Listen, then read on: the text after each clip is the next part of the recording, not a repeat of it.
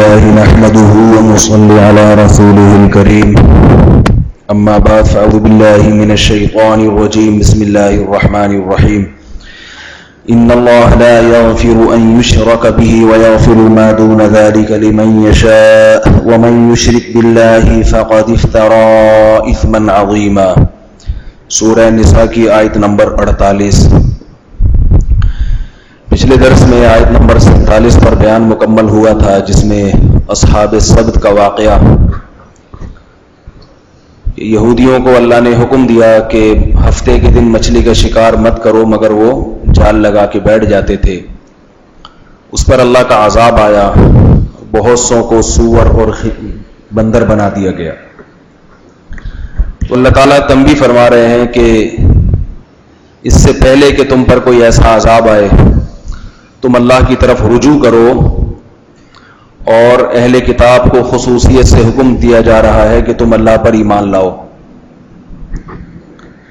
لیکن اس میں خطاب اگرچہ اہل کتاب کو ہے، یہود و نصارہ کو ہے، مگر اہل اسلام کے لیے عبرت کا بہت بڑا ذخیرہ موجود ہے اس آیت میں.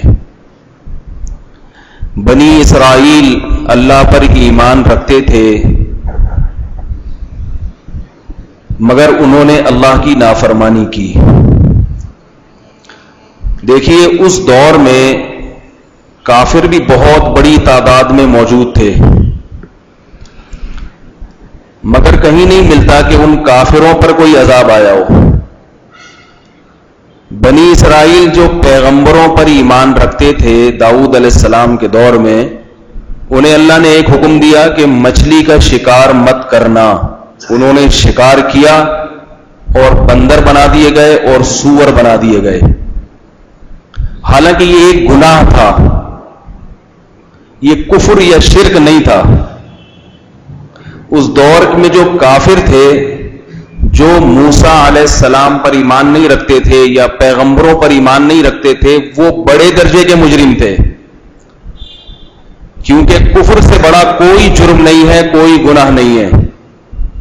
ایک مومن اگر ایمان قبول کرنے کے بعد جرم کرتا ہے، کبیرہ گناہ کا ارتکاب کرتا ہے، اور ایک کافر جو ایمان قبول ہی نہیں کرتا، پوری امت کا اتفاق ہے کہ یہ کافر بڑا گناہ گار ہے اور یہ مسلمان چھوٹے درجے کا گناہ گار ہے.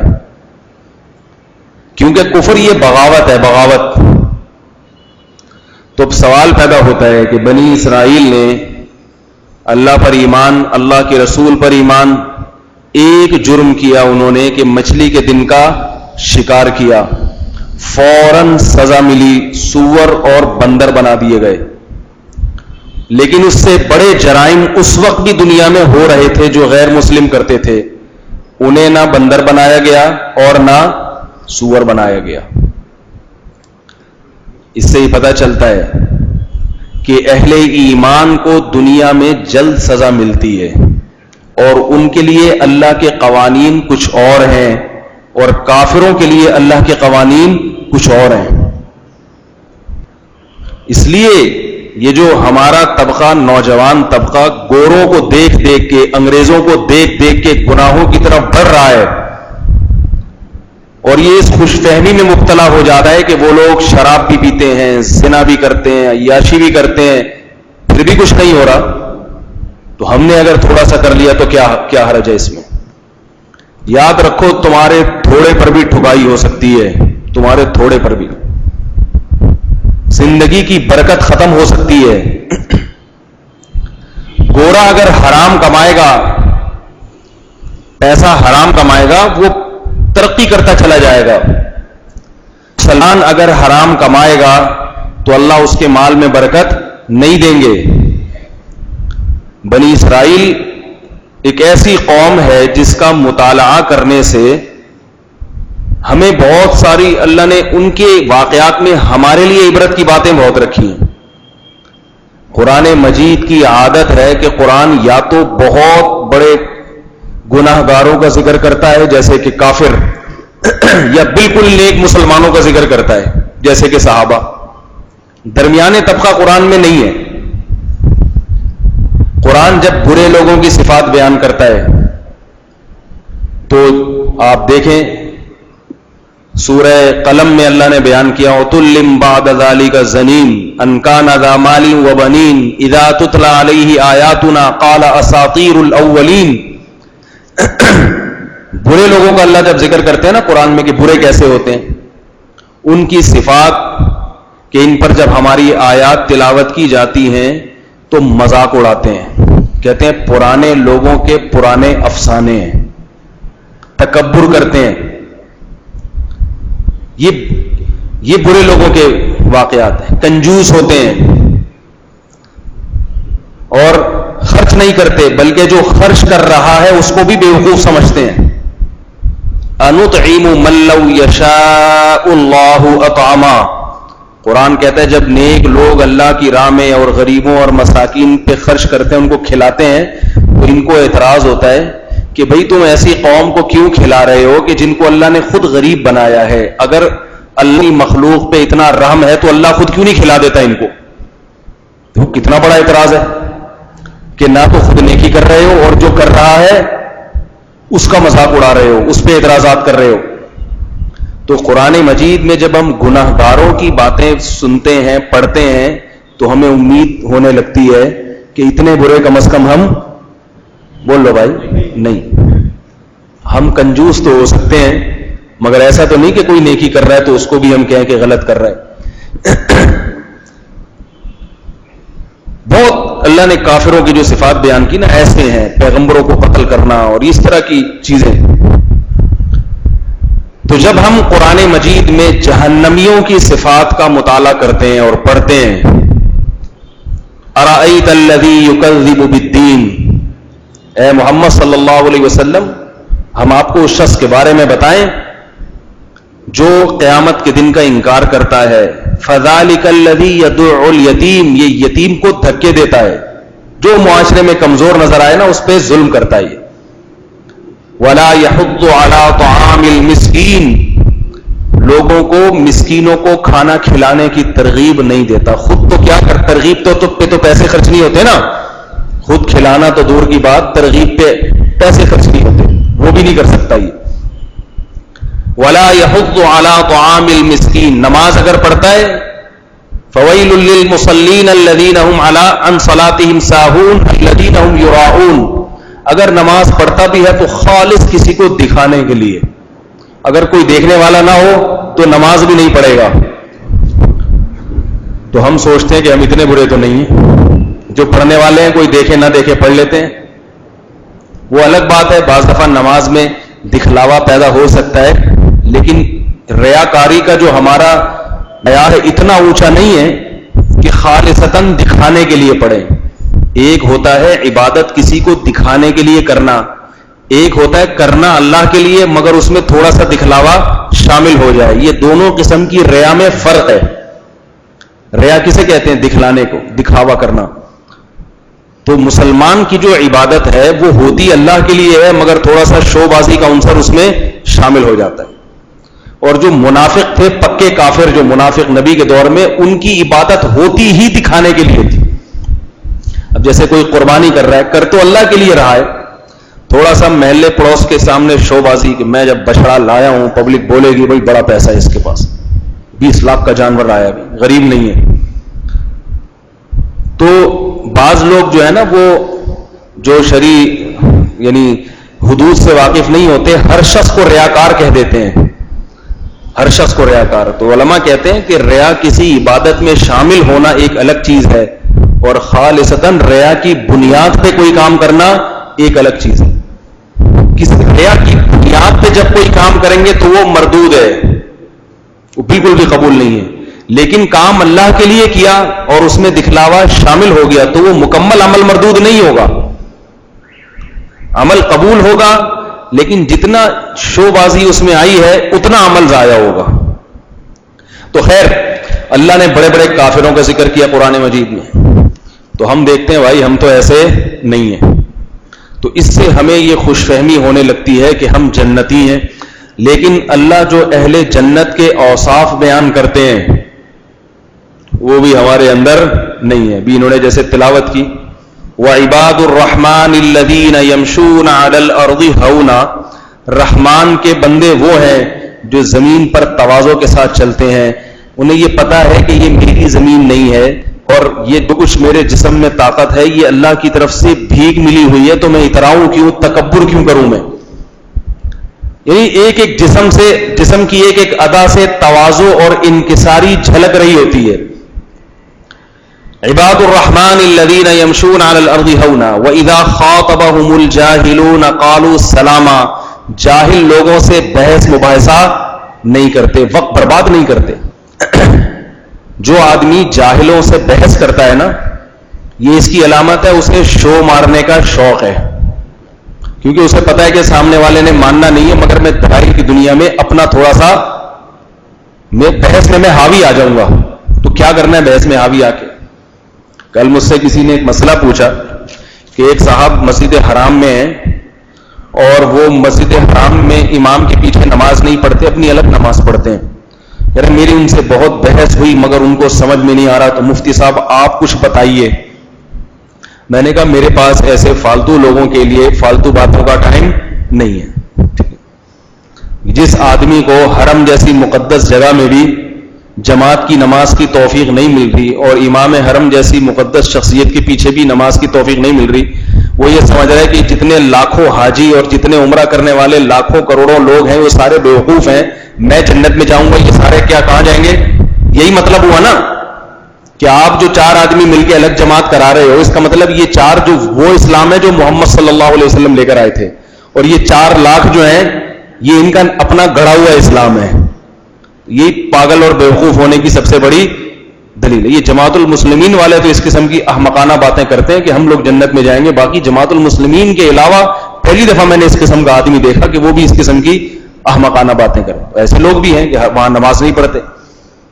تو میں نے کہا کہ جس کو اتنی موٹی بات سمجھ میں نہ آئے اس کو سمجھانے کے لیے ہمارے پاس فالتو دماغ نہیں ہے, کیونکہ خامخواہ کی بحث مباحثے سے ضد, بغض, عداوت, نفرتیں اور اس کے علاوہ کچھ بھی پیدا نہیں ہوتا.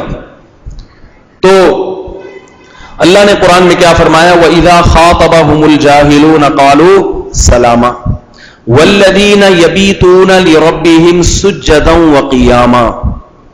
یہ وہ لوگ ہیں جن کی راتیں سجدوں اور قیام میں گزرتی ہیں. اب آہستہ آہستہ ہم لوگ جو ہے نا جنتیوں کی فہرست سے نکلتے جا رہے ہیں, ٹھیک ہے نا.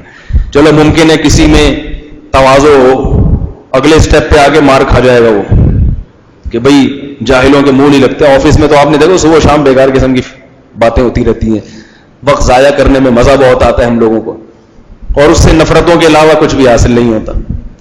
اور پھر یبیتون لربہم سجدا وقیاما والذین یقولون ربنا اصرف عنا عذاب جہنم ان عذابها کان غراما. فرمایا راتوں کو جو یہ اٹھ کے ہمارے سامنے روتے ہیں, اس لیے نہیں کہ کسی نے ان کو وظیفہ بتایا ہوا ہے کہ یہ کام کر لو رات کو اٹھ کے تو پھر شادی ہو جائے گی یا امتحان میں پاس ہو جاؤ گے یا یہ فلاں جادو جو تمہارے گھر میں ہوا ہوا یہ ٹل جائے گا, یہ نہیں, یا یہ کہ جاب لگ جائے گی نا. ان کو جو سب سے زیادہ فکر ستاتی ہے, سب سے زیادہ فکر کہ آخرت میں میرا بنے گا کیا, میں جہنمی ہوں یا جنتی. تو اللہ نے 5 نمازیں فرض کی ہیں وہ تو پڑھتے ہی ہیں, لیکن جس آدمی کو امتحان میں پاس ہونے کی فکر ہوتی ہے وہ بقدر ضرورت تیاری نہیں کرتا, اسے ڈر لگا رہتا ہے کہ ایسا نہ ہو کہ امتحان میں اس کے علاوہ کوئی اور سوال آ جائے. آپ نے دیکھا ہوگا جو پڑھنے والے طلبہ ہوتے ہیں ترقی والے, وہ پوری تیاری کر کے بھی امتحانی پرچہ آنے سے پہلے کانپتے رہتے ہیں کہ پتہ نہیں کیا آئے گا, پتہ نہیں کیا آئے گا سوال میں, حالانکہ پوری کتاب رٹ لی ہے, یاد کر لی ہے, پھر بھی فکر ہے. جب تک وہ امتحان ایگزامینیشن ہال سے نکلتے نہیں ہیں ان کے سر پہ پہاڑ جیسا بوجھ ہوتا ہے. جو پڑھنے والے طلبہ نے دیکھے ہوں گے مارکیٹ میں آج کل ایسے طلبہ بہت ہی کم ملتے ہیں, شارٹ چل رہے ہیں ایسے, لیکن ہیں چند ایک ہوتے ہیں ہر گلی محلے میں, ایک آدھ ہوتا ہے جس کو پڑھ لکھ کے بڑا آدمی بننے کا شوق ہوتا ہے. آج کل بڑا آدمی بننے کا تو شوق ہے مگر پڑھ لکھ کے نہیں, ویسے ہی, کیونکہ اس کو پتا ہے ویسے بھی بن جاؤں گا میں, اس کو پتا ہے کہ ویسے بھی بن جاتے ہیں, تو اس لیے وہ پڑھنا لکھنا چھوڑ دیا لوگوں نے. لیکن بعض جگہ ایسی ہیں جہاں پڑھے لکھے بغیر بڑا آدمی بن نہیں سکتے. جہاں تعلیم کا, پنجاب میں دیکھا ہے کہ وہاں بورڈ جو ہے پنجاب کا بہت سختی ہے, وہاں پہ ایسے نقل نہیں ہوتی, تو ان میں پنجاب والوں میں ذرا تعلیم کا ریشو, پڑھنے کا جو وہ ہے وہ زیادہ ہے, ان کو پتا ہے کہ اس کے بغیر پاس نہیں ہوتے. کراچی میں آپ کو پتا ہے کہ جو پڑھے گا وہ بیوقوف سمجھا جاتا ہے. ایک جو ممتحن ہے نا وہ خود لا کے رکھ دیتے ہیں کتابیں سامنے کے, 50 روپے دو, 100 روپے دو, یہ حل کرو. تو لیکن جو پڑھنے والے ان کے دماغ پہ ایک بوجھ ہوتا ہے, بوجھ.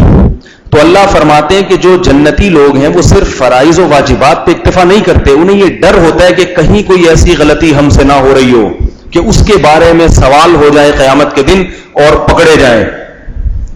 لہذا وہ رات کے حصے کو غنیمت سمجھ کے اللہ کے سامنے اٹھ کے روتے ہیں کہ اللہ جو کر سکتا تھا کر لیا, لیکن جنت تیرے فضل سے ملے گی, مجھ میں کوئی کمی کوتاہی ہو معاف کر دے, میں مستحق نہ بھی ہوں بس مجھے بھیج دینا جنت میں, اور مجھے جہنم کی آگ سے بچا لینا, اگرچہ میں جہنم میں جانے کا مستحق ہی کیوں نہ ہوں, لیکن تو اپنے فضل کا. یہ گریبی لگا رہے ہیں, گریبی, سمجھ گئے بات کو, یہ اضافی لگا رہے ہیں. زاد راہ میں کچھ چیزیں اپنے پاس اضافی رکھی جاتی ہیں, سفر میں اضافی رکھی جاتی ہیں. آپ سفر میں جا رہے ہیں, اضافی پیسے رکھے جاتے ہیں. آپ کو صدر جانا ہے, ٹیکسی یا بس میں آپ کو مثال کے طور پر 500 روپے لگیں گے, بل فرض 250 جانے کے 250 آنے کے, آپ 1000 روپے رکھتے ہو جیب میں. بھائی راستے میں کچھ بھی ہو سکتا ہے, جیب کٹ بھی سکتی ہے, تو 500 روپے آپ نے موزے کے اندر بھی چھپا دیے, ٹھیک ہے نا. تو اضافی ہمیشہ جو بھی پرخطر جگہ ہوتی ہے وہاں جانے کے لیے کچھ اضافی سامان اختیار کرنا پڑتا ہے. یہ وہ شخص کرے گا جو محتاط ہو اور اسے مصیبت سے بچنے کا شوق ہو. تو جہنم سے بڑی کوئی مصیبت نہیں ہے اور جنت سے بڑی اللہ نے کوئی کامیابی پیدا کی نہیں. ہم اگر اسلاف کے واقعات اٹھا کے دیکھیں, تابعین تبع تابعین کے واقعات, تو ایسا لگتا ہے کہ جنت میں جانے کا صرف انہی کو شوق تھا. ہماری زندگیاں پھیکی ہو گئی ہیں, پھیکی عبادتیں پھیکی ہیں, شوق نہیں ہے. تو اللہ نے فرمایا کہ جو جنتی لوگ ہیں ان کی علامت کیا ہے, یبیتون لربہم سجدا وقیاما, راتوں کو اٹھ اٹھ کے اللہ کو پکارتے ہیں, روتے ہیں اللہ کے سامنے. ربنا, اور کیا ہے, یبیتون لربہم سجدا وقیاما والذین اذا انفقوا لم یسرفوا ولم یقتروا وکان بین ذلک قواما, جب خرچ کرتے ہیں اعتدال سے. ایسا نہیں ہے کہ ذرا ذرا سی تقریبات میں صرف شو بازی کرنے کے لیے, دولت کی نمائش کے لیے پیسہ اڑا دیا اور اگلے دن بیٹھے ہوئے. ایسے جو آدمی دنیا دار ہوتا ہے نا, اس کے پاس دولت اس لیے تاکہ لوگ مجھے دولت مند سمجھیں, تو وہ مختلف مواقع پر اپنی تجوریوں کے منہ کھولتا رہتا ہے. حالانکہ اسے پتا ہے اس پیسے کی کتنی اہمیت ہے, اس پیسے سے میں کتنے مفید کام کر سکتا ہوں, اس پیسے سے میں کیسی جنت کما سکتا ہوں. یہ پیسہ اگر میں چپکے سے رشتہ داروں کو دے دوں, چپکے سے میں اپنے غریبوں کو اس میں سے کھلاؤں, ایک ایک کے بدلے میں اللہ کتنا نوازے گا. میں نے اپنی زندگی میں بعض بزرگ ایسے دیکھے ہیں جو دیکھنے میں بڑے کنجوس لگتے تھے مگر وہ سخاوت کے دریا تھے. آپ حیران ہوں گے پھر دیکھنے میں کیوں کنجوس لگتے تھے. ہمارے اکابر بہت سے ایسے گزرے ہیں کہ آپ ان کے ساتھ رہیں گے تو ایسا لگے گا بہت ہی معاذ اللہ کنجوس ہیں. یہ کنجوس اس لیے کہ وہ پائی کا حساب رکھتے تھے. عام طور پہ جو سخی آدمی ہے وہ پائی کا حساب نہیں رکھتا, کہتے چلو ٹھیک ہے چلتا ہے. تو کنجوس لوگ کیا کرتے ہیں, ایک ایک روپیے کا, چونی اٹھنی کا بھی حساب رکھتے ہیں.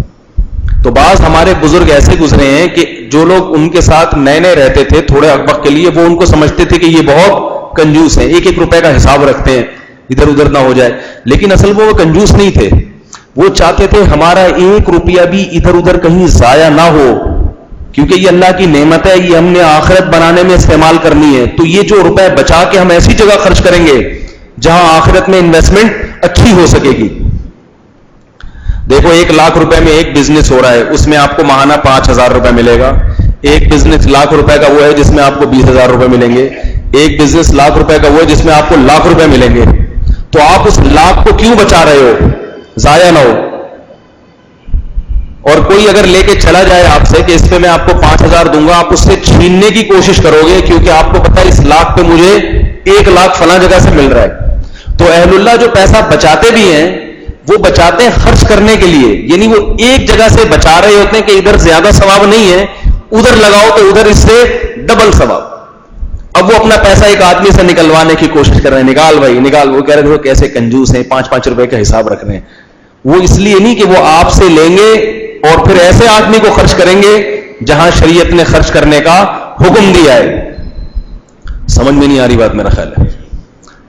تو وہ دیکھنے میں ایسا لگتا ہے کہ یہ ٹھیک ہے. ہمارے حضرت مفتی رشید احمد صاحب رحمہ اللہ سخاوت کے دریا تھے، مگر حضرت حساب ایک ایک پائی کا رکھتے تھے. ایسا نہیں ہو سکتا کہ کسی کے پاس حضرت کے 5 روپے رہ جائیں اور حضرت بھول جائیں، اس کو نکلواتے تھے اس سے. 5 روپے نہیں چھوڑتے تھے. نئے آدمی سمجھے گا یہ بخیل ہے، مگر کیا ہے کہ وہ 5 روپے جب آ گئے پھر وہ گڈیاں نوٹوں کی حضرت کے سامنے ہوتی تھی میز کے اوپر. گڈیاں ایسے یوں اتنی اونچی گڈیاں ہوتی تھی.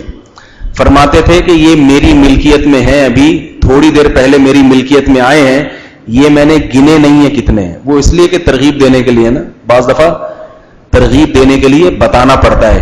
اللہ نے تبھی تو کہا نا کہ چپکے سے بھی اللہ کی راہ میں خرچ کرو اور کھلے عام بھی خرچ کرو. چپکے سے خرچ میں اخلاص زیادہ ہے، کھلے عام خرچ میں کنجوسوں اور بخیلوں کو ترغیب ہوگی. زبان سے کہنے سے ترغیب اتنی نہیں ہوتی جتنی دکھا کے خرچ کرنے. لوگ کہیں گے دیکھو بھائی یہ کر رہے ہیں پھر بھی ماشاءاللہ زندہ ہے، پھر بھی کھا رہے ہیں. تو ایسے گڈی رکھی بھی ہوتی تھی.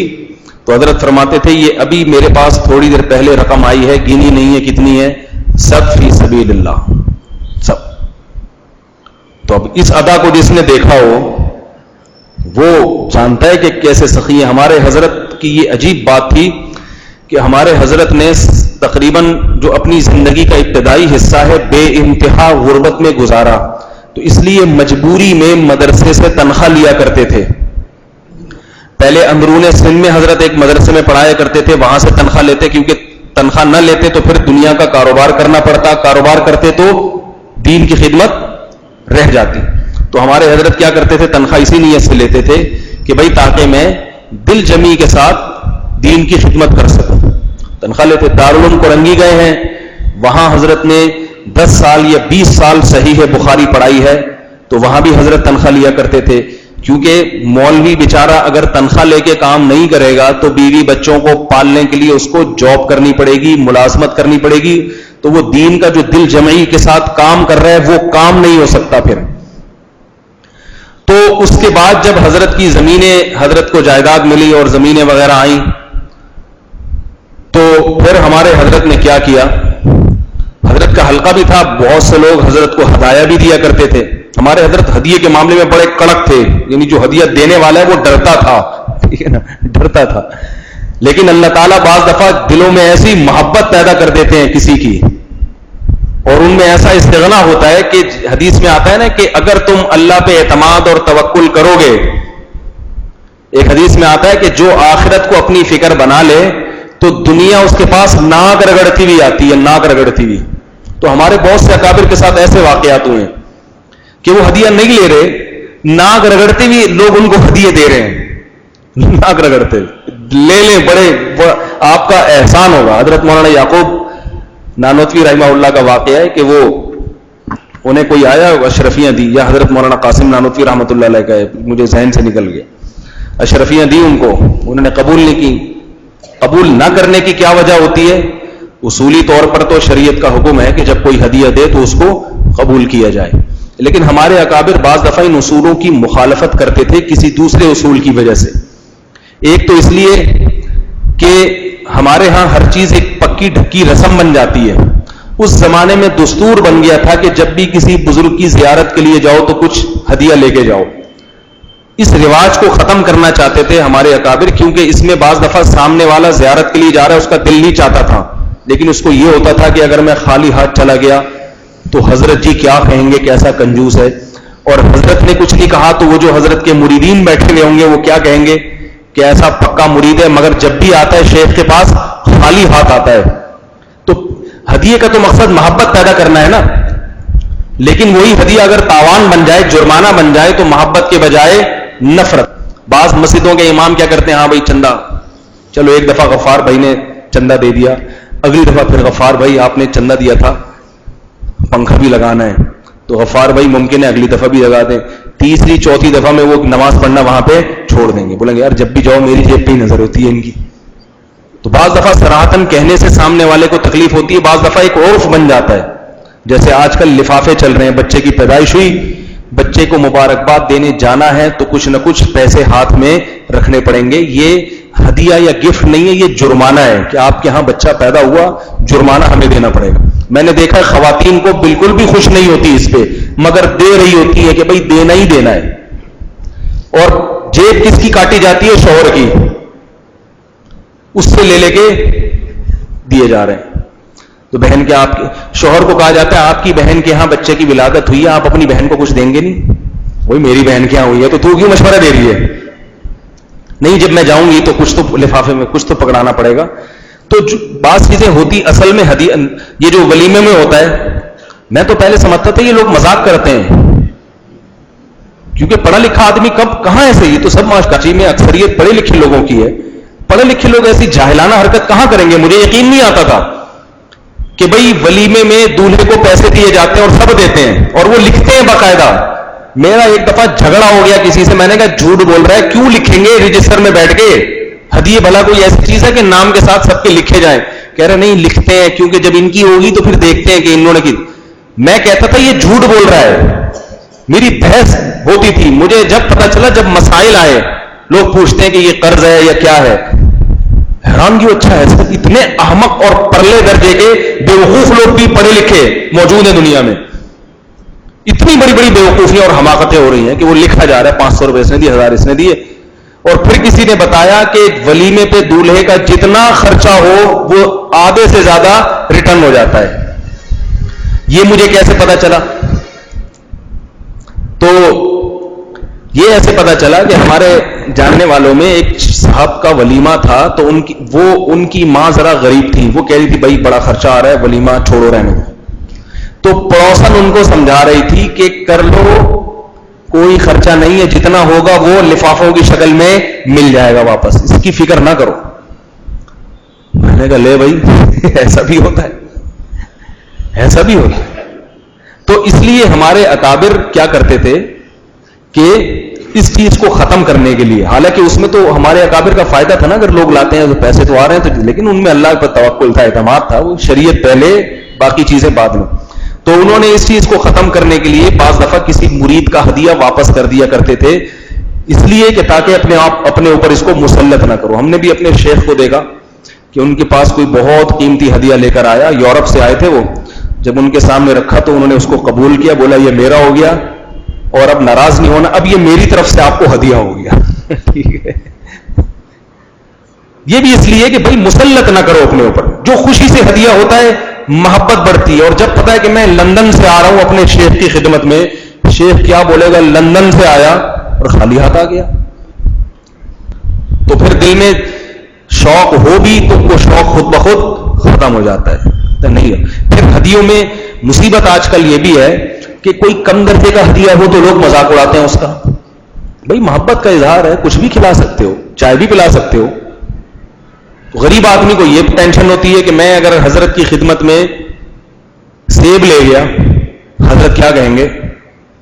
ہے بھائی, سنتے تو ایسے بیانات تھے اور حضرت حضرت کرتے رہتے تھے, سیب تو میں بھی تھیلے سے لے سکتا ہوں, آدھا کلو تم سیب لے کر آ گئے میرے لیے, آم لے کر آ گئے میرے لیے, پان لے کر آ گئے میرے لیے. حالانکہ ہدیہ تو ایک اظہار محبت ہے, 1 کروڑ کا بھی ہو سکتا ہے, 5 روپے کا بھی ہو سکتا ہے. میں اپنے شیخ مفتی رشید احمد صاحب رحمہ اللہ تعالیٰ کو 5 روپے ہدیہ دیا کرتا تھا. نہیں یاری میرا خیال ہے, حالانکہ حضرت ٹھیک ٹھاک مالدار تھے. یہ ان دنوں کی بات ہے جب حضرت کے پاس بہت دولت تھی. حضرت کی گاڑی جس نے دیکھی ہوتی نا وہ سمجھ جاتا تھا کتنے دولت مند ہیں, کتنا دیتے, کیونکہ میری اوقات اتنی تھی, مجھے گھر سے جیب خرچی ملتی تھوڑا سا, 5 روپے. حضرت بڑے خوش ہوتے تھے, اس کو قبول کرتے تھے, رکھتے تھے, ماشاءاللہ ہدیہ دیا ہے بھائی. تو 5 روپے دیتا تھا, 5 روپے, ٹھیک ہے نا. لیکن ہمیں پتا تھا کہ سامنے والا, اس سے بھی وہ اس کے دل میں محبت پیدا ہوگی, اس پہ بھی محبت. حضرت مولانا اشرف علی تھانوی رحمہ اللہ تعالیٰ تو اس بارے میں بڑے سخت تھے, کروڑوں روپے کے ہدیوں کو ایسے ٹھکراتے تھے اور 5 روپے کے ہدیوں کو قبول کرتے تھے, ایسے ٹھکراتے تھے کہ ان کے بارے میں تو حضرت مجذوب نے کہا نا کہ نہ لالچ دے سکی تجھ کو کبھی، نہ لالچ دے سکی ہرگز تجھے سکوں کی جھنکاریں، سکوں کی جھنکاروں سے بھی آپ اپنے اصول نہیں تبدیل کرتے تھے. تیرے دستے توکل میں تھی استغنا کی تلواریں. توکل کا جو اللہ نے آپ کو ہاتھ دیا تھا نا، اس میں غیر اللہ سے استغنا کی ایسی تلواریں تھی کہ وہ سب کچھ کاٹ دیا کرتی تھی. بہت مستغنی تھے وہ، ان کا توکل اور غنا مشہور ہے. حالانکہ وہ بڑے مسکین اور غریب تھے، گھر میں بیٹھنے کے لیے کرسی نہیں تھی. غریب آدمی کے لیے استغنا مشکل ہوتا ہے، مگر ایسا استغنا تھا کہ انگریز افسر آیا تو کہاں بیٹھوں، انہوں نے کہا یہ مٹکا الٹا کر کے اس پہ بیٹھ جاؤ، مٹکا الٹا کرو اور اس کے اوپر بیٹھ جاؤ. انگریز افسر تھا، وہ بیٹھ گیا اور بڑا خوش ہوا. ہمارے ہاں کا کوئی ہوتا تو کہتا یہ نیچ قسم کے صوفہ بھی نہیں ہے ان کے گھر میں، اور مہمان کا یہ اکرام ہے کہ مٹکا الٹا کر کے اس کے اوپر بٹھایا جا رہا ہے. لیکن گوروں میں بعض چیزیں اچھی بھی ہیں. گوروں میں ایک چیز اچھی ہے کہ وہ کہتے ہیں جو آدمی 2 نمبر نہیں ہے نا، اس کو بڑا اچھا سمجھتے ہیں کہ جیسا اندر ویسا ہی باہر. آپ دیکھیں فوج میں جو ISSB کا ٹیسٹ لیا جاتا ہے، ISSB کا کمیشن آفیسر کے لیے، یہ پورا ٹیسٹ بنایا ہے انگریزوں نے. اس پورے ٹیسٹ میں انسان کے کیریکٹر کو بہت اچھی طرح دیکھا جاتا ہے کہ بندہ 2 نمبر نہ ہو. گورا یہ تو نہیں دیکھے گا نا کہ نماز پڑھتا ہے کہ نہیں پڑھتا، روزہ رکھتا ہے کہ اس کو اس سے تو کہتے ہیں آدمی کیریکٹر کا غلط نہ 2 نمبر ہی نہ ہو، جو ہے سو ہے. ہمارے یہاں کیا ہوتا ہے، غریب آدمی ہے کچھ بھی نہیں، مہمان آ گئے تو بھائی چٹائی پہ بٹھا لو، بولو یہی میری اوقات، بیٹھ جاؤ، بیٹھنا ہے بیٹھو، نہیں تو پتلی گلی سے نکلو یہاں سے.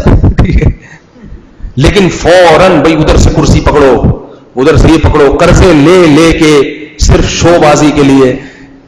استغنا کسے کہتے ہیں کہ انسان اپنے آپ کو، یعنی انسان احساس کمتری کا شکار نہ ہو اور دوسرے کی جیب پہ نظر نہ رکھے. وہ کہ مجھے جو اللہ نے دیا یہ میرے لیے بہت زیادہ ہے. استغنا کا مطلب سمجھ میں آ رہا ہے؟ مجھے جو اللہ نے دیا مجھے کسی سے ضرورت نہیں، بہت کچھ دے دیا اللہ نے. چھوٹی سی حدیث سناتا ہوں پھر وہ واقعہ بتاؤں گا آپ کو. ابو سعید خدری رضی اللہ تعالی عنہ، غزوہ احد میں بہت سارے صحابہ شہید ہو گئے تھے، تو بہت گھروں کے چولہے بند ہو گئے تھے، جوان موتیں ہو گئی، کمانے والے ختم. لوگ آتے محمد صلی اللہ علیہ وسلم کے پاس، عرض کرتے یا رسول اللہ گھر میں مسائل ہیں. آپ صلی اللہ علیہ وسلم ان کے ساتھ تعاون کرتے صدقات و خیرات کے ذریعے. ابو سعید خدری 10 سال کے تھے اس وقت. یہ آئے، ان کے بھائی اور باپ شہید ہو چکے تھے، گھر میں کوئی مرد ہی نہیں بچا تھا، ایک 10 سالہ بچہ بچا تھا اور ساری عورتیں تھیں. ان کی ماں نے بھیجا کہ بھائی جاؤ. اور قتل بھی کس کے لیے ہوئے؟ نبی صلی اللہ علیہ وسلم کے لیے ہوئے. آئے یا رسول اللہ گھر میں یہ حالات ہیں اور سارے بھائی بھی شہید ہو گیا، ماں بھی باپ بھی شہید ہو گئے. یہ چونکہ توکل والے تھے، ان میں توکل زیادہ تھا، ان کو کچھ بھی نہیں دیا نبی نے، کیونکہ شریعت کے حکام نا ہر ایک کے لیے مختلف ہوتے ہیں. بھائی ان میں یہ اپنے آدمی ہیں، اعتماد اور اللہ پہ توکل بہت ہے. ان کو فرمایا من یستغنی یغنیہ اللہ، جو غنی بن کے رہنا چاہتا ہے، یعنی یہ ایسے چاہتا ہے کہ میں کبھی کسی کے سامنے ہاتھ نہ پھیلاؤں، اللہ اس کے ہاتھ کو کبھی مخلوق کے سامنے، اللہ اس کے ہاتھ کو کبھی مخلوق کے سامنے پھیلنے نہیں دیتا. کبھی بھوکے نہیں مرو گے. مخلوق کون ہے؟ محمد صلی اللہ علیہ وسلم. یعنی نبی کے سامنے ہاتھ پھیلا رہے ہیں تو کیا کہا کہ کس کے سامنے پھیلاؤ؟ تو یاد رکھو نبی کے سامنے ہاتھ پھیلانے کو بھی نبی نے پسند نہیں کیا کہ بھئی میں رزاق تھوڑی ہوں، رزق دینے والا کون ہے؟ اللہ. کتنا، اور پھر کس کو سکھایا جا رہا ہے؟ جس کے بھائی اور باپ آپ کی وجہ سے شہید ہوئے. ہم اگر ہوتے ہم کہتے ہیں ایک تو میرا پورا گھرانہ آپ کی دعوت پہ ختم ہو گیا، اور اب بجائے تعاون کرنے کے مزید حوصلے اور توکل کی ترغیبات دی جا رہی ہیں. کیسی بغاوت کے جذبات پیدا ہوتے، کیسے الٹے خیالات آتے کہ ایک تو ہم نے سب کچھ قربان کر دیا اور دوسروں کو دیا جا رہا ہے اور اپنوں کو محروم کیا جا رہا ہے. اصل میں نبی اپنوں کو جو دے رہے تھے وہ دوسروں کو نہیں دیا، اپنوں کو دے رہے تھے، توکل کی تلوار ہاتھ میں پکڑا رہے تھے، اللہ پہ اعتماد. یہ ایسی نعمت دے رہے تھے جو آپ نے دوسروں کو نہیں دی. یہ خاص اپنے لوگوں کو دی جاتی ہے کہ بھئی جن کو میں دے رہا ہوں وہ اس لیول کے نہیں ہے، ان کا ایمان ایسا نہیں ہے، تمہارا بڑا ہوا ایمان ہے، تمہیں میں استغنا کی تلوار دے رہا ہوں، یہ تلوار لو، اس کے ذریعے اللہ تمہیں بہت کچھ غنیمت دے گا. اس تلوار کے ذریعے بہت کچھ دے گا اللہ تمہیں. تو کیا الفاظ کہیں؟ من یستغنی یغنیہ اللہ، جو بے پرواہ بنتا ہے مخلوق سے. اس میں یہ بھی ہے کہ جو حرام نہیں کماتا، لات مار دیتا ہے حرام پہ کہ بھئی کھلانے والا کون ہے؟ اللہ. من یستغنی، یہ بھی نہیں کہا کہ اے ابو سعید میں تجھے کہہ رہا ہوں کہ تو اللہ پہ توکل کرنا، خطاب نہیں کیا، اصول بیان کیا تاکہ سمجھ جاؤ کہ اس اصول پہ اپنے آپ کو پورا اتارتے ہو یا نہیں اتارتے. اب تمہاری مرضی ہے، مانگو گے تو دے دوں گا، نہیں مانگو گے تو ٹھیک ہے.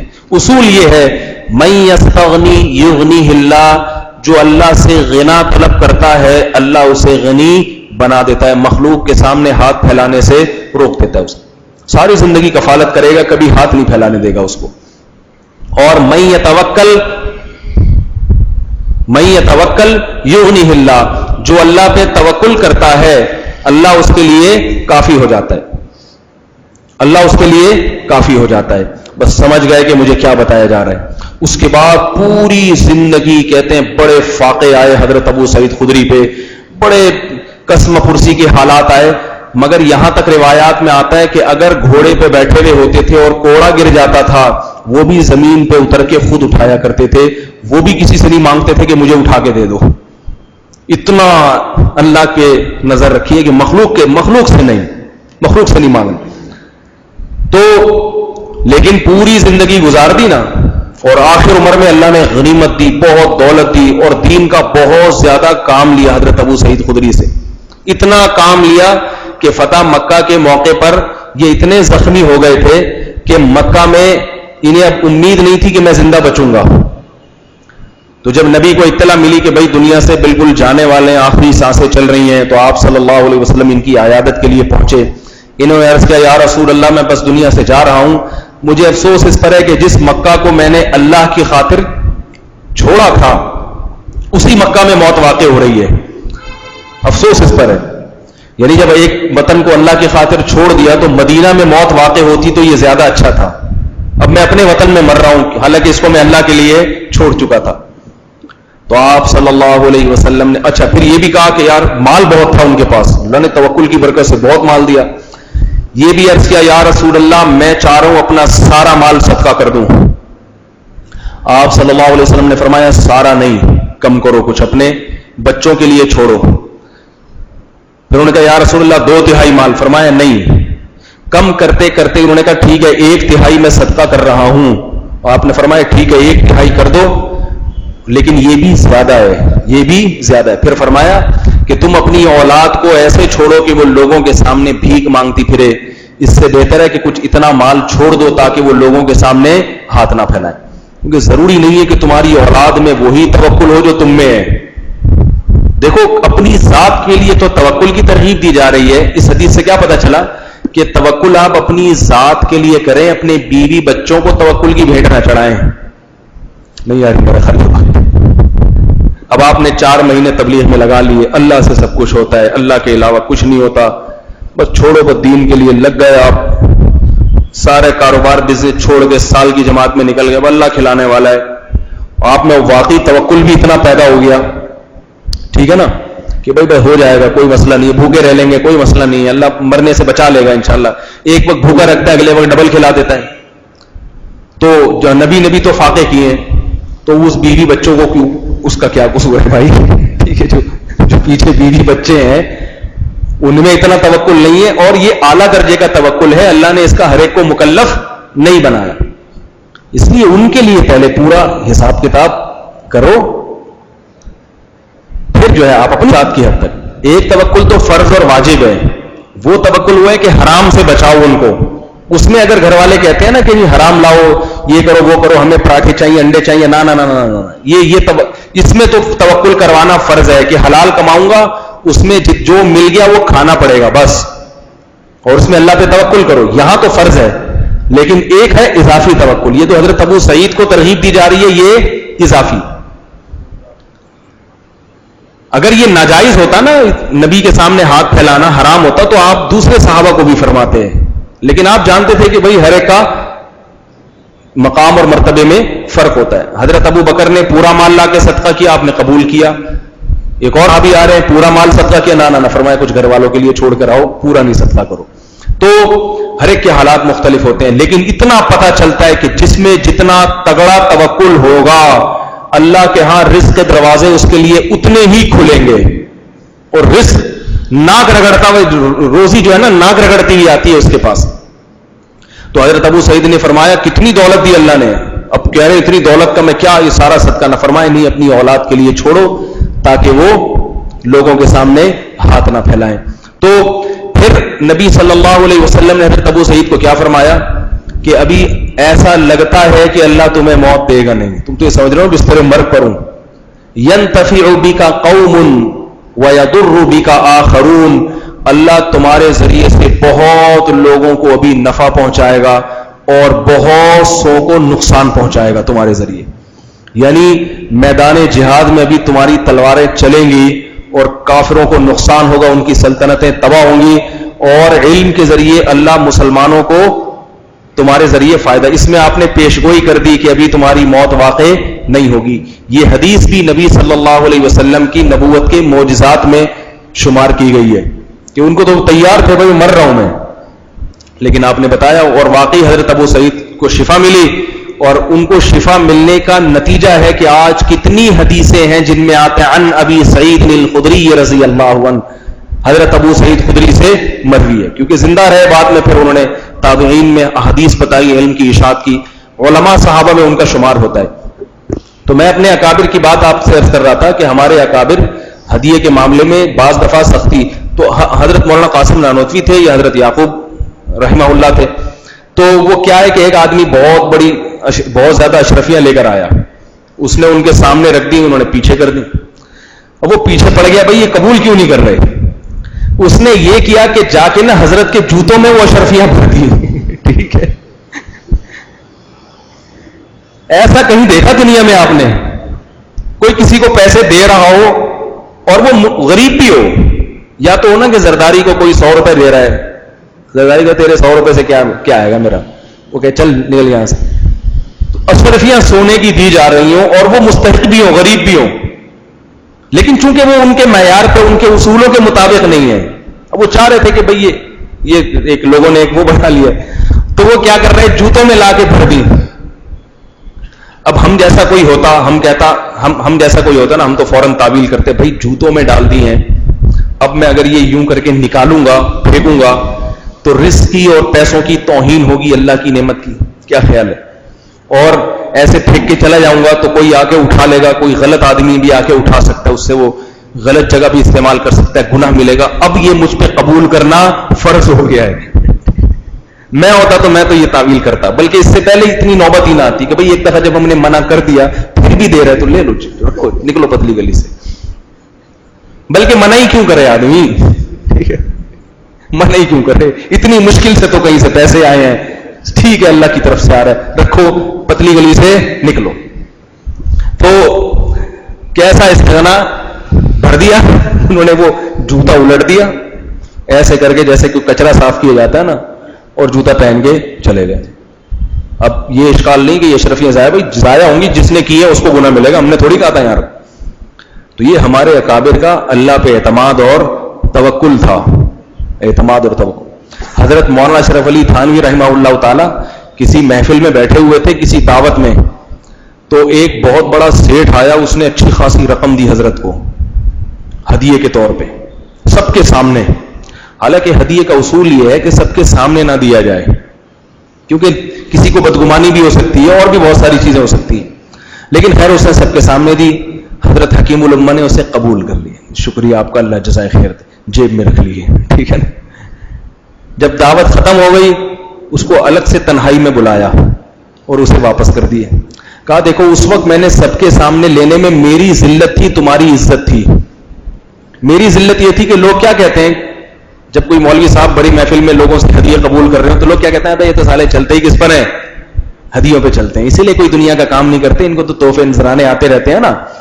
تو میری بے عزتی تھی جو میں نے قبول کر لی، کیونکہ اگر میں مسترد کر دیتا تو تمہاری بے عزتی ہو جاتی. بھائی بڑی محفل میں آپ کو کوئی ہدیہ دے اور آپ بڑی محفل میں انکار کر دیں تو اس کا بیچارے کا کتنا سا منہ بن جائے گا. آپ لوگ کی سمجھ میں نہیں آ رہا میرا خیال، کیسا بیچارے کا منہ بن جائے گا نا. اور وہ ہو بھی سیٹھ لوگ کہیں گے ابے تیرا ہدیہ قبول نہیں کیا. تو کہا کہ تمہاری عزت ہی قبول کرنے میں، اس لیے میں نے تمہاری عزت کی لاج رکھ کے اپنی بے عزتی کروا لی ہے. لیکن میری نیت یہ تھی کہ میں تمہیں واپس کروں گا. اب میں چپکے سے دے رہا ہوں، کسی کو پتا نہیں ہے کہ میں نے تمہارا ہدیہ واپس، اور اس میں میرا نقصان ہے، تمہارا فائدہ ہے. اس لیے یہ اخلاص سے واپسی ہو رہی ہے. ٹھیک ہے نا؟ جتنے اخلاص سے تم نے ہدیہ دیا تھا اس سے زیادہ اخلاص کے ساتھ یہ ہدیہ واپس ہو رہا ہے. وہ کیوں واپس کیا؟ ان کے ذہن میں کوئی حکمت ہوگی کہ سیٹھوں سے ہدیہ لینے میں تو بڑا ڈر بھی ہوتا ہے نا کہ یہ جو بعض مالدار لوگ ہدیہ دیتے ہیں تو پھر اپنی مطلب کی باتیں بھی کہلواتے ہیں کہ میں نے تمہیں 1 لاکھ روپے دیے، تم میری خلاف بیان کر رہے ہو. ٹھیک ہے، میری خلاف باتیں کر رہے ہو. تو یہ پھر یہ بھی ہوتا ہے، وہ کوئی وجہ ہوتی. اصول تو یہی ہے کہ ہدیہ دیا جائے تو اسے قبول کیا جائے. آپ صلی اللہ علیہ وسلم کی یہ سنت ہے. لیکن میں آپ کو اس لیے بتا رہا ہوں، ہمارے اکابر کا یہ طرز بھی رہا ہے. بعض دفعہ اس وجہ سے بھی ہدیہ مسترد کیا جاتا تھا کہ آپ کا کوئی دوست ہے، آپ کے کوئی، یہ میں صرف مولانا حضرات کی باتیں نہیں بتا رہا، اصول ہے شریعت کا. یہ آپ پر بھی اپلائی ہوتا ہے. آپ کو اگر کوئی ہدیہ دیتا ہے تو اس کا بھی یہی اصول ہے. بچے کی ولادت ہو نا، لوگ 500-500 روپے لا رہے ہیں، آپ کو پتا ہے کہ یہ لا رہے ہیں تو واپس کرو، تو بولے نہیں چاہیے. میں نے جب ایک دفعہ شادی کی تو اس میں نے یہ جو ہے نا جس کو بھی دعوت دی اس پہ یہ ان کو کہہ دیا کہ لفافہ لانے کی اجازت نہیں ہے. یہ باقاعدہ کہلوایا ہے، لفافہ لانے کی اجازت، یہ نہیں کہ لفافہ نہ لائیں، اجازت نہیں ہے لانے کی. ہم اپنے خرچے پہ کر رہے ہیں ولیمہ، کسی کو اجازت نہیں ہے. تو 200 یا 300 افراد تھے تو ان میں 2 بڑے بوڑھے تھے جو لے کر آئے تھے لفافہ، بڑے بوڑھے تھے، باقی کوئی بھی نہیں لے کر آیا. کتنی جلدی سے انہوں نے بات کو قبول کر لیا نا، ورنہ تو ہوتا ہی ہے کہ بھائی نہیں ہم تو لائیں گے، نہیں ہم تو لائیں گے. اس سے پتہ چلتا ہے کہ کوئی بھی دل سے لانے کے لیے آمادہ نہیں ہوتا. وہ انتظار کر رہے ہوتے ہیں آپ منع کرو تو ہم رکے نا، آپ تو منع ہی نہیں کر رہے تو پھر لے کر آئیں گے. تو 2 بوڑھے تھے، وہ لے کر آئے اور انہوں نے کہا کہ آپ کے والد صاحب سے ہماری بڑی اچھی دوستی ہے، اتنا تو بیٹا آپ ہمارے بچوں کی طرح ہو. ٹھیک ہے نا، آپ ہمارے بچوں کی طرح ہو. تو میں نے کہا یہ بوڑھے بھی ہیں اور ہم ان کے واقعی بچوں کی طرح بھی ہیں. تو وہ 2 بوڑھوں نے بس 2 لفافے 500 روپے کے دیے تھے، 1000 روپے. ابھی تک یاد ہے مجھے، حالانکہ بہت پرانی بات ہو گئی ہے، سب سے پرانی والی شادی کی بات کر رہا ہوں میں. تو اس وقت ایسا ہوا تھا. ٹھیک ہے، تو جو ہے تو اس کے بعد بھی مجھے یاد نہیں پڑتا کہ 500 بھی کسی نے دیے ہوں. تو آپ ذرا مضبوطی دکھائیں، نہ لالچ کریں لوگوں کی جیبوں. رزق جو عزت کے ساتھ آتا ہے اس میں برکت ہوتی ہے، استغنا ہوتا ہے. اور جو لالچ اور کنجوسی کے ساتھ جو رزق آتا ہے وہ اچھی روزی نہیں ہوتی. میں جلدی سے ایک اور واقعہ سنا کے پھر اپنے اصل موضوع کو سمیٹتا ہوں.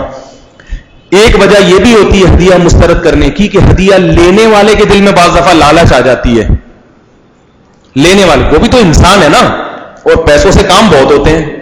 اور ہدیہ ایسی چیز ہے بیٹھے بیٹھے آدمی کے پاس فری پھوکٹ کی چیز جسے کہتے ہیں نا، کچھ بھی نہیں کیا پیسے آ گئے. تو اس کا اچھا یہ پیسوں کا ذکر اس لیے کر رہا ہوں کہ ہدیوں کے لین دین میں جو سب سے اچھا ہدیہ ہے نا وہ پیسے کا ہے. لوگ کیا کرتے ہیں، بہت مہنگی چیز خرید کے کسی کو ہدیہ دے دیتے ہیں جو اس کے کام کی نہیں ہوتی. پیسوں کا ہدیہ سے کیا فائدہ ہوتا ہے کہ پیسہ ایسی چیز ہے جو آدمی جس کو پیسہ ملے گا وہ اپنی جس چیز میں چاہے استعمال کر لے. البتہ بعض دفعہ کسی کو ہدیہ کسی شے کی شکل میں اس لیے دیا جاتا ہے تاکہ اس کے پاس یہ یادگار رہے. ہدیے کا تو مقصد ہے محبت بڑھانا نا، تو وہ یادگار رہے گی تو وہ دیکھ دیکھ کے اس کو یاد آتا رہے گا یہ فلاں نے دیا تھا، تو اس کے دل میں محبت اس باقی رہنے والی چیز کی وجہ سے قائم رہتی ہے. تو یہ حکمت اگر ہے تو پھر چیز کی شکل میں دے سکتے ہیں. تو بعض دفعہ کیوں مسترد کیا جاتا ہے؟ لینے والے کے دل میں لالچ. وہ کیسے ہے؟ اس پر ایک حدیث میں آتا ہے، نبی صلی اللہ علیہ وسلم نے فرمایا کہ اگر مال کسی لالچ کے بغیر آئے، حدیث کا مفہوم ہے، تو یہ اللہ کی نعمت ہے. اور جب یہ لالچ کے ساتھ آتا ہے نا، آپ کو کسی سے امید ہو، طمع ہو کہ یار وہ آ رہا ہے اور جیب میں ہاتھ ڈال رہا ہے، ایسا لگتا ہے کہ یہ میرے لیے لفافہ نکالے گا اور رال ٹپکنا شروع ہو جائے، اور اس نے خالی ہاتھ نکالا، اب آپ کو ایک دھچکا لگا یہ کیا ہو گیا. یہ اس کی علامت ہے کہ آپ کی نظر دوسرے کی جیبوں پر ہے. تو اگر ایسی کیفیت پیدا ہو جائے اور وہ لفافہ نکالے تو آپ کو چاہیے کہ اس کا لفافہ اسے واپس کر دو اپنی اصلاح کے لیے، تاکہ لوگوں سے طمع اور امیدیں ختم ہو جائیں. نہیں یاری بات سمجھ، یہ بڑا دل گردے کا کام ہے. اپنے دل کی حفاظت یہ سب سے قیمتی دولت ہے کہ آپ کا دل بے غبار ہو, لالچ نہ اس میں. پیسے سے کچھ نہیں ہوتا, دل بہت بڑی نعمت ہے. دل اور ایک دفعہ لالچ پیدا ہو گئی نا, اس کا نقصان کیا ہے؟ بے سکونی. بے سکونی اس کا سب سے بڑا نقصان کیا ہے؟ بے سکونی. ہر وقت لالچ نہیں رہے گا, وہ کیوں نہیں دے رہا, یہ کیوں نہیں دے رہا, تھچ کے غم, مخلوق سے مستغنی ہو گئے, نظر ہٹا لی, پھر فائدہ ہی فائدہ اس میں. پھر اگر کوئی نعمت مل گئی تو خوشی ہوگی, نہیں ملی تو کوئی غم نہیں ہوگا. تو بعض دفعہ ایسا بھی, اس پہ ایک بڑا دلچسپ واقعہ ہے کہ ایک بزرگ تھے, ان کا ایک شاگرد تھا. پہلے زمانے میں تو مدرسوں میں بڑے فاقے ہوا کرتے تھے, بڑی کسمہ پرسی میں زندگی گزاری ہے ہمارے اکابر نے. تو وہ بزرگ جو تھے نا, شاگرد نے دیکھا کہ میرے استاذ بہت دنوں سے فاقے میں ہیں, بہت مشکل سے ان کو کچھ کھانے کو ملتا ہے, اور استاذ کی طبیعت میں استغنا ہے, یہ ذکر بھی نہیں کرتے. لیکن ایک دن استاذ نے ذکر کر دیا اپنے شاگرد کے سامنے, اس نیت سے نہیں کہ تم کچھ لے کر آؤ, بس ویسے ہی برداشت نہیں کر پائے کہ بھئی فاقے چل رہے ہیں. یہ دل میں نیت نہیں تھی کہ یہ کچھ کرے میرے لیے. تو شاگرد گھر گیا اور اپنے گھر سے اپنے استاذ کے لیے کھانا لے کر آیا. استاذ نے وہ قبول کرنے سے انکار کر دیا. استاذ نے, شاگرد نے پوچھا کیوں قبول نہیں کر رہے؟ انہوں نے کہا جب تم گھر گئے تھے, کھانا لینے نہیں گئے تھے, کام سے گئے تھے, لیکن میرے دل میں لالچ آئی تھی کہ یہ کچھ لے کر آئے گا میرے لیے, یہ کچھ لے کر آئے گا, اور لڈو پھوٹنا شروع ہو گئے تھے. اور یہ جو طمع اور لالچ پیدا ہو گئی, اس کا علاج کر رہا ہوں, یہ نہیں کھاؤں گا, میں لے جاؤ اس. وہ بھی تھا ذہین, وہ کیا تھا؟ طالب علم, اور واقعی ہدیہ دینے کی نیت تھی اس کی. ہم ہوتے ہم کہتے ہیں چلو نیت کا ثواب بھی مل گیا, روٹی بھی بچ گئی, ٹھیک ہے واپس جاؤ کھاؤ. کیونکہ اس وقت کھانا ایک بڑی نعمت تھی. آج کل تو اتنا ہو گیا نا کہ آپ کھانا کوئی نہ بھی کھائے تو آپ کا کوئی نقصان تھوڑی ہے. کھانا اتنا سستا ہو گیا, تنخواہیں آمدنی ایسی ہیں, تو کھانا ایک وقت کا ہی بڑی نعمت ہوتی تھی. وہ شاگرد تھا ذہین, وہ واپس لے گیا کھانا, اور پھر تھوڑی دیر بعد دوبارہ لے کے آ گیا. کہا اب تو لالچ نہیں تھی نا, اب تو آپ نا امید تھے. انہوں نے کہا ہاں نا امید تھا. انہوں نے کہا بھی اللہ کی نعمت ہے, اب کھائیں. اور یاد رکھو ایسے موقع پہ بھی ٹھکرا دینا, پھر یہ اللہ کی نعمت کی ناشکری ہے, پھر یہ تکبر ہے, پھر یہ کہنا کہ اللہ اس کے ذریعے مجھے کیوں کھلا رہا ہے, یہ پھر تکبر ہے جو اللہ کو پسند نہیں. بھائی تمہارے دل میں لالچ بھی نہیں تھی, اب اگر کسی نے محبت میں تمہیں کوئی ہدیہ دے دیا پھر قبول نہیں کرو گے, پھر اللہ کو اس پہ غضب آتا ہے کہ اپنے آپ کو پتہ نہیں کیا چیمپئن سمجھتا ہے. ٹھیک ہے نا, اتنا فنٹر بننے کی کوشش مت کرو. یہ تکبر اور استغنا, علماء کہتے ہیں دیکھنے میں بالکل ایک جیسی چیزیں ہیں, بالکل ایک جیسی چیزیں, مگر ان میں حقیقت میں زمین اور آسمان کا فرق. تو ہمارے بہت سے اکابر جو بہت زیادہ ہدایہ وصول کر لیا کرتے تھے, لوگ ان کی اس عادت کو دیکھ کے سمجھتے تھے کہ ان میں لالچ ہے, کہ جو بھی آگے لفافہ دے رہا ہے یہ قبول کر رہے ہیں. وہ اس لیے قبول کرتے تھے کہ ان کو پتا تھا کہ ہمارے دل میں لالچ نہیں ہے اور دینے والا بھی مخلص ہے. اب اگر ہم نے قبول نہ کیا تو یہ اللہ کی نعمت کی ناقدری یا تکبر نہ ہو, اس نیت سے پھر وہ قبول کرتے تھے. لیکن جو پست ذہن والے لوگ ہیں وہ یہ دیکھتے تھے کہ یار ان کے اتنے لفافے آ رہے ہوتے ہیں اور یہ کسی کو منع بھی نہیں کرتے, قبول بھی کر لیتے. اس کی بالکل مثال ایسے ہے جیسے ہمارے بعض اکابر ایسے گزرے ہیں کہ ان کے منہ پہ جب ان کی تعریف کی جائے تو وہ خوش ہوتے تھے. حالانکہ حدیث میں کیا آتا ہے, جو تمہارے منہ پہ تمہاری تعریف کرے اس کے منہ پہ خاک پھینک دو. اور اپنی تعریف سن کے خوش ہونا یہ ایک بری عادت ہے. لیکن بعض لوگ تقوی کے ایسے معیار تک پہنچ جاتے ہیں کہ نیچے والا آدمی جو ہے نا وہ اس کے تقوی اس کی پکڑائی میں نہیں آ رہا ہوتا, سمجھ رہے, یعنی وہ ایسے مقام تک پہنچ جاتے ہیں کہ یہ آدمی اس کے مقام کو سمجھ نہیں پاتا.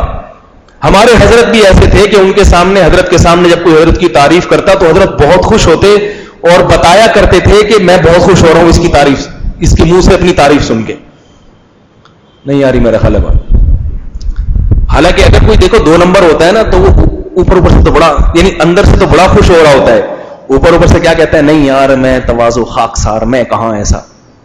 لیکن ہمارے حضرت کے منہ پہ جب کوئی حضرت کی تعریف کرتا تو حضرت خوش بھی ہوتے تھے اور بتاتے تھے. کئی دفعہ میں نے سنا, حضرت فرماتے ہیں جب کوئی میری تعریف میرے منہ پہ کرتا ہے مجھے بڑی خوشی ہوتی ہے, اور فرماتے ہیں جب میں خود شو مارتا ہوں اپنی تعریفیں کرتا ہوں تو اس سے بھی زیادہ خوشی ہوتی ہے.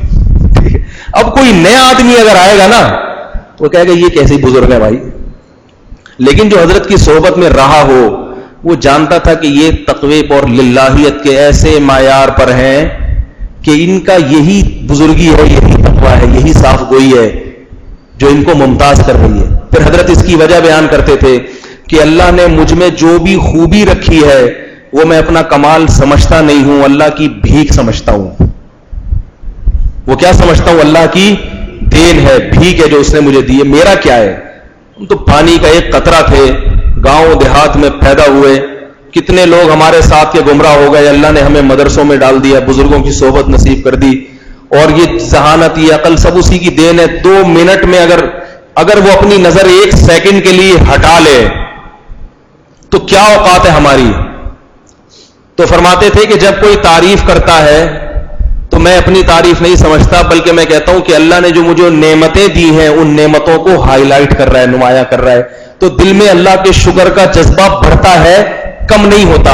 اللہ سے تعلق اور مضبوط ہوتا ہے, اللہ سے تعلق میں کمی نہیں آتی. نہیں آ رہی میرا خیال ہے بات. دیکھو ہمارے سامنے جب کوئی ہماری تعریف کرے گا تو اللہ سے ذہن ہٹ کے ہمارا مخلوق کی طرف ذہن جاتا ہے, مخلوق کو راضی کرنے کی فکر, تاکہ یہ اور ہماری تعریفیں کیا کریں. لیکن بعض بزرگ ایسے ان کی تعریف ہوگی تو ان کے دل میں اللہ کی محبت کے چشمے پھوٹنا شروع ہو جاتے ہیں کہ میرے اللہ نے مجھ پر کتنے انعامات کیے, تو اللہ کی محبت ان سے بڑھتی ہے اور مخلوق سے استغنا اور اللہ کی طرف توجہ جاتی ہے. لیکن یہ ہر آدمی کا تقویٰ نہیں ہوتا, یہ اونچے لوگوں کا کام ہوتا ہے.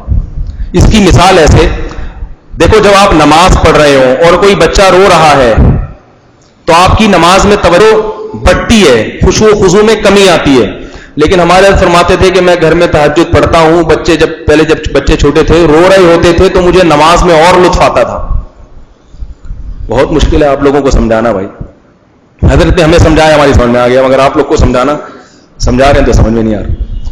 وجہ کیا ہے کہ جب بچہ روتا ہے یا ہنستا ہے یا کوئی بھی شرارت کرتا ہے تو بچہ کس نے دی ہے؟ وہ نعمت اللہ نے دی ہے نا. گھر میں تو رونق ہوتی ہے نا بچوں سے, تو بچوں کی شرارتوں سے اور دل جب باغ ہوتا ہے نا ان بچوں کی, نماز میں جب ان بچوں کی طرف توجہ جاتی ہے تو وہ توجہ اللہ کی طرف, توجہ میں اللہ کی طرف مزید توجہ کا ذریعہ بن جاتی ہے. بچے بڑے پیارے ہوتے ہیں نا, ایسے اچھلتے ہیں, نماز آ کے پڑھیں گے, یوں انگلی اٹھا رہے ہیں, سلام پھر رہے ہیں, تو ایک عام درجے کے انسان تو اس طرف متوجہ ہوگا, اللہ کی طرف توجہ کم ہوگی. لیکن جو اللہ سے جس کا تعلق بہت قوی ہو وہ کیا کہے گا؟ یہ نعمت کس کی ہے؟ اللہ کی. کیا اللہ تیرا فضل ہے, اور اللہ کی محبت کے جذبات بڑھتے ہیں. اس کی ایک مثال دیا کرتے تھے حضرت, ایک شعر سنایا کرتے تھے. وہ شعر مجھے یاد نہیں, اگر وہ یاد ہوتا تو پھر اس کو مزہ زیادہ آتا وہ بات سمجھنے میں.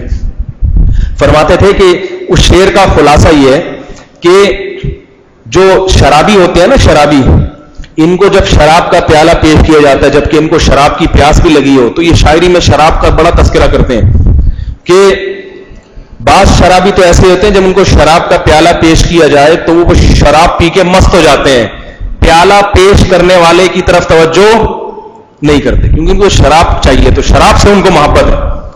اور جو اہل اللہ ہوتے ہیں ان کو جب شراب پیش کی جاتی ہے تو ان کو شراب میں پیش کرنے والے کا عکس نظر آتا ہے. شراب بھی ریلیکس کرتی ہے نا, یعنی اس میں ریفلیکٹ ہوتا ہے, اس میں یا پانی کوئی پیش کرے نا تو اس میں عکس نظر آتا ہے. وہ کہتے تھے کہ ان کو کیا ہوتا ہے, اس شراب میں جو پیش کرنے والا ہے اس شراب کو, اس پیش کرنے والے کا عکس نظر آتا ہے, تو وہ شراب کی نعمت کو بھول کے پیش کرنے والے کو کہ بھئی یہ ایسی چیز مجھے پلا رہا ہے, تو جو پلائی جا رہی ہے اس کی طرف توجہ نہیں, پلانے والے کی محبت میں غرق ہو جاتے ہیں, وہ اس کے نشے میں مست ہو جاتے ہیں کہ جو ایسی مزے کی چیز, یہ تشبیہ ہے ورنہ شراب کوئی اچھی چیز نہیں ہے. شاعری میں تو سب چیزیں چلتی ہیں نا بھائی, شاعری میں تو سمجھانے کے لیے, کیونکہ شرابی کو شراب سے محبت ہوتی ہے تو وہ اللہ کی محبت کو بھی شراب سے تعبیر کیا جاتا ہے شعر و شاعری میں. ورنہ اگر آپ کہیں کہ شراب نہیں بلکہ پانی سے, تو پھر وہ شاعری کا مزہ نہیں آئے گا. تو وہ شراب سے اس لیے تاکہ سمجھانے کے لیے. تو ان کو کیا ہوتا ہے کہ شراب سے اتنا لگاؤ نہیں ہوتا, جو پیش کرنے والا ہے اس سے لگاؤ.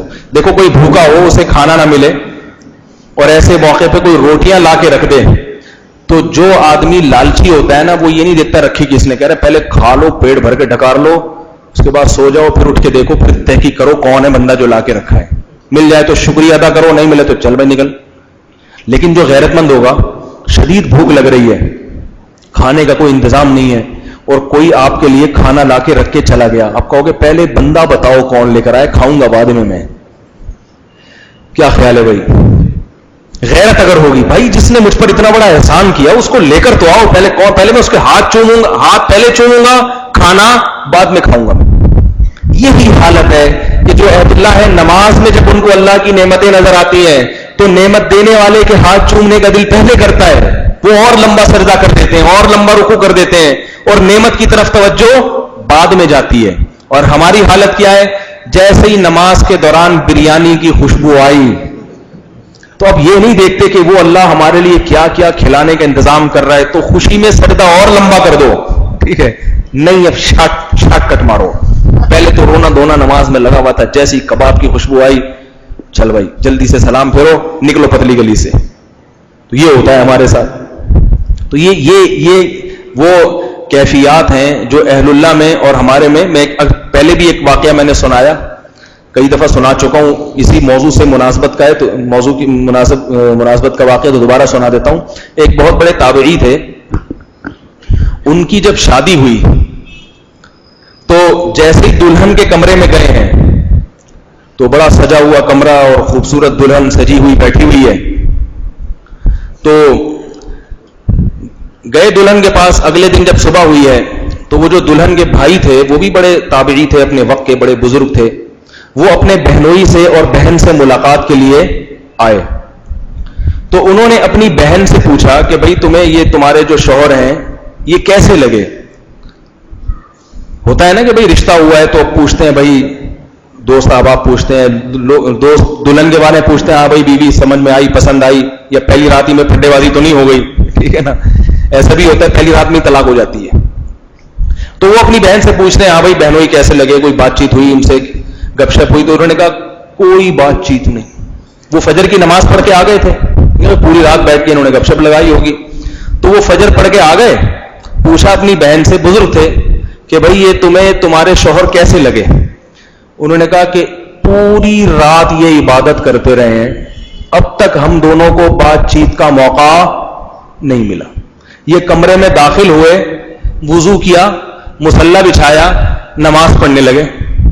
کافی دیر تو میں نے ان کا انتظار کیا, جب دیکھا میاں صاحب توجہ ہی نہیں دے رہے, ہم نے بھی وضو کیا, مصلی بچھایا, ہم نے کہا چلو ٹھیک.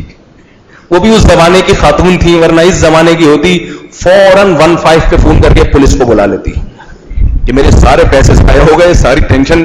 بندہ سائیکی ہے, بندہ نفسیاتی ہے, یہ بندہ ہی ٹھیک نہیں ہے, ٹھیک ہے نا, چاہے وہ اب ساری زندگی ٹھیک رہے, لیکن first impression is the best impression ہے نا, کہ پہلا امپریشن ہی غلط پڑا ہے. تو انہوں نے کہا بھائی میں نے جب دیکھا یہ پڑھ رہے ہیں تو ہم نے کہا چلو ہم بھی شروع کر دیں. تو وہ پریشان ہوئے کہ یار یہ دلہن تو دلہن ہوتی ہے, بہرحال عبادت کے لیے وہ ساری زندگی پڑی ہوئی آج ہی کرنی تھی, اور اگر اتنی ہی عبادت گزار ہو تو پھر شادی کرنے کی کیا ضرورت تھی. تو انہوں نے اپنے بہنوں سے پوچھا, ہاں بھائی کیا بات ہے, آپ دلہن کے پاس گئے نہیں رات بھر اور آپ نے نماز ہی پڑھتے رہے. تو انہوں نے بتایا کہ ہوا یہ, دیکھو کنوارا آدمی جس نے عفت اور پاک دامنی سے زندگی گزاری ہو, اس کے لیے دلہن کی نعمت بہت بڑی نعمت ہوتی ہے. آج کل حرام خوری اتنی ہو رہی ہے نکاح سے پہلے کہ بیوی کی نعمت بھی اب نعمت نہیں رہتی. جو حرام سے بچتا ہے نا, اللہ اس کو حلال میں بے پناہ لذت عطا فرماتے ہیں. تو جو کنوارے ہیں نا, نظر کی حفاظت کرتے ہیں, برائیوں سے بچتے ہیں, وہ شادی کے دن گن گن کے گزارتے ہیں کہ اب 1 مہینہ رہ گیا, 15 دن رہ, ایسے خوش ہوتے ہیں. اور انٹرنیٹ پہ جس نے بےہودہ گندی چیزیں دیکھنے کا عادی ہو, اس سے اللہ تعالیٰ لذت چھین لیتے ہیں حلال کی. تو وہ بزرگ کہتے ہیں میں جب بیوی کے کمرے میں گیا, دلہن کے کمرے میں گیا, ظاہر ہے پہلی دفعہ بیچارے کنوارے تھے تو کمرہ بھی سجا ہوا, دلہن بھی خوبصورت اور سجی ہوئی. کہتے ہیں میرے ذہن میں آیا کہ جنت میں اللہ نے جو اپنے بندوں کے لیے جب جنت کو سجایا ہوگا, جب یہ ایسا خوشنما منظر ہے, اتنا خوبصورت منظر, اور دل میں ایسے لڈو پھوٹ رہے ہیں, یہ تو انسانوں کا بنایا ہوا ہے, یہ کمرہ بھی اور یہ عورت بھی انسانوں کی سجائی ہوئی ہے, اور یہ ہے بھی انسانوں کی, انسان ہے یہ. تو اللہ, اور یہ مجھے کسی قربانی کے بغیر ملی ہے. یہ نعمت ایسی نہیں کہ میں نے کچھ قربانیاں دی ہوں اللہ کے لیے اور اللہ نے مجھے یہ نعمت دی ہو. یہ تو اللہ نے بس ویسے ہی دے دی, اپنے بندوں پر رحم کرتا ہے, وہ نعمتیں دے دیتا ہے. جنت میں اللہ اپنے نیک بندوں کو قربانیوں کے بدلے میں جو دے گا, اور اس وقت جو جنت کی حوروں کے کمروں کو اللہ سجائے گا اور ان کے تختوں پہ اللہ حوروں کو بٹھائے گا، وہ کیسی نعمت ہوگی. تو میں اس کو بھول گیا، ادھر میری توجہ چلی گئی. یہ پوری رات اللہ سے دعا مانگتا رہا ہوں، اللہ اس سے مجھے محروم نہ کرنا.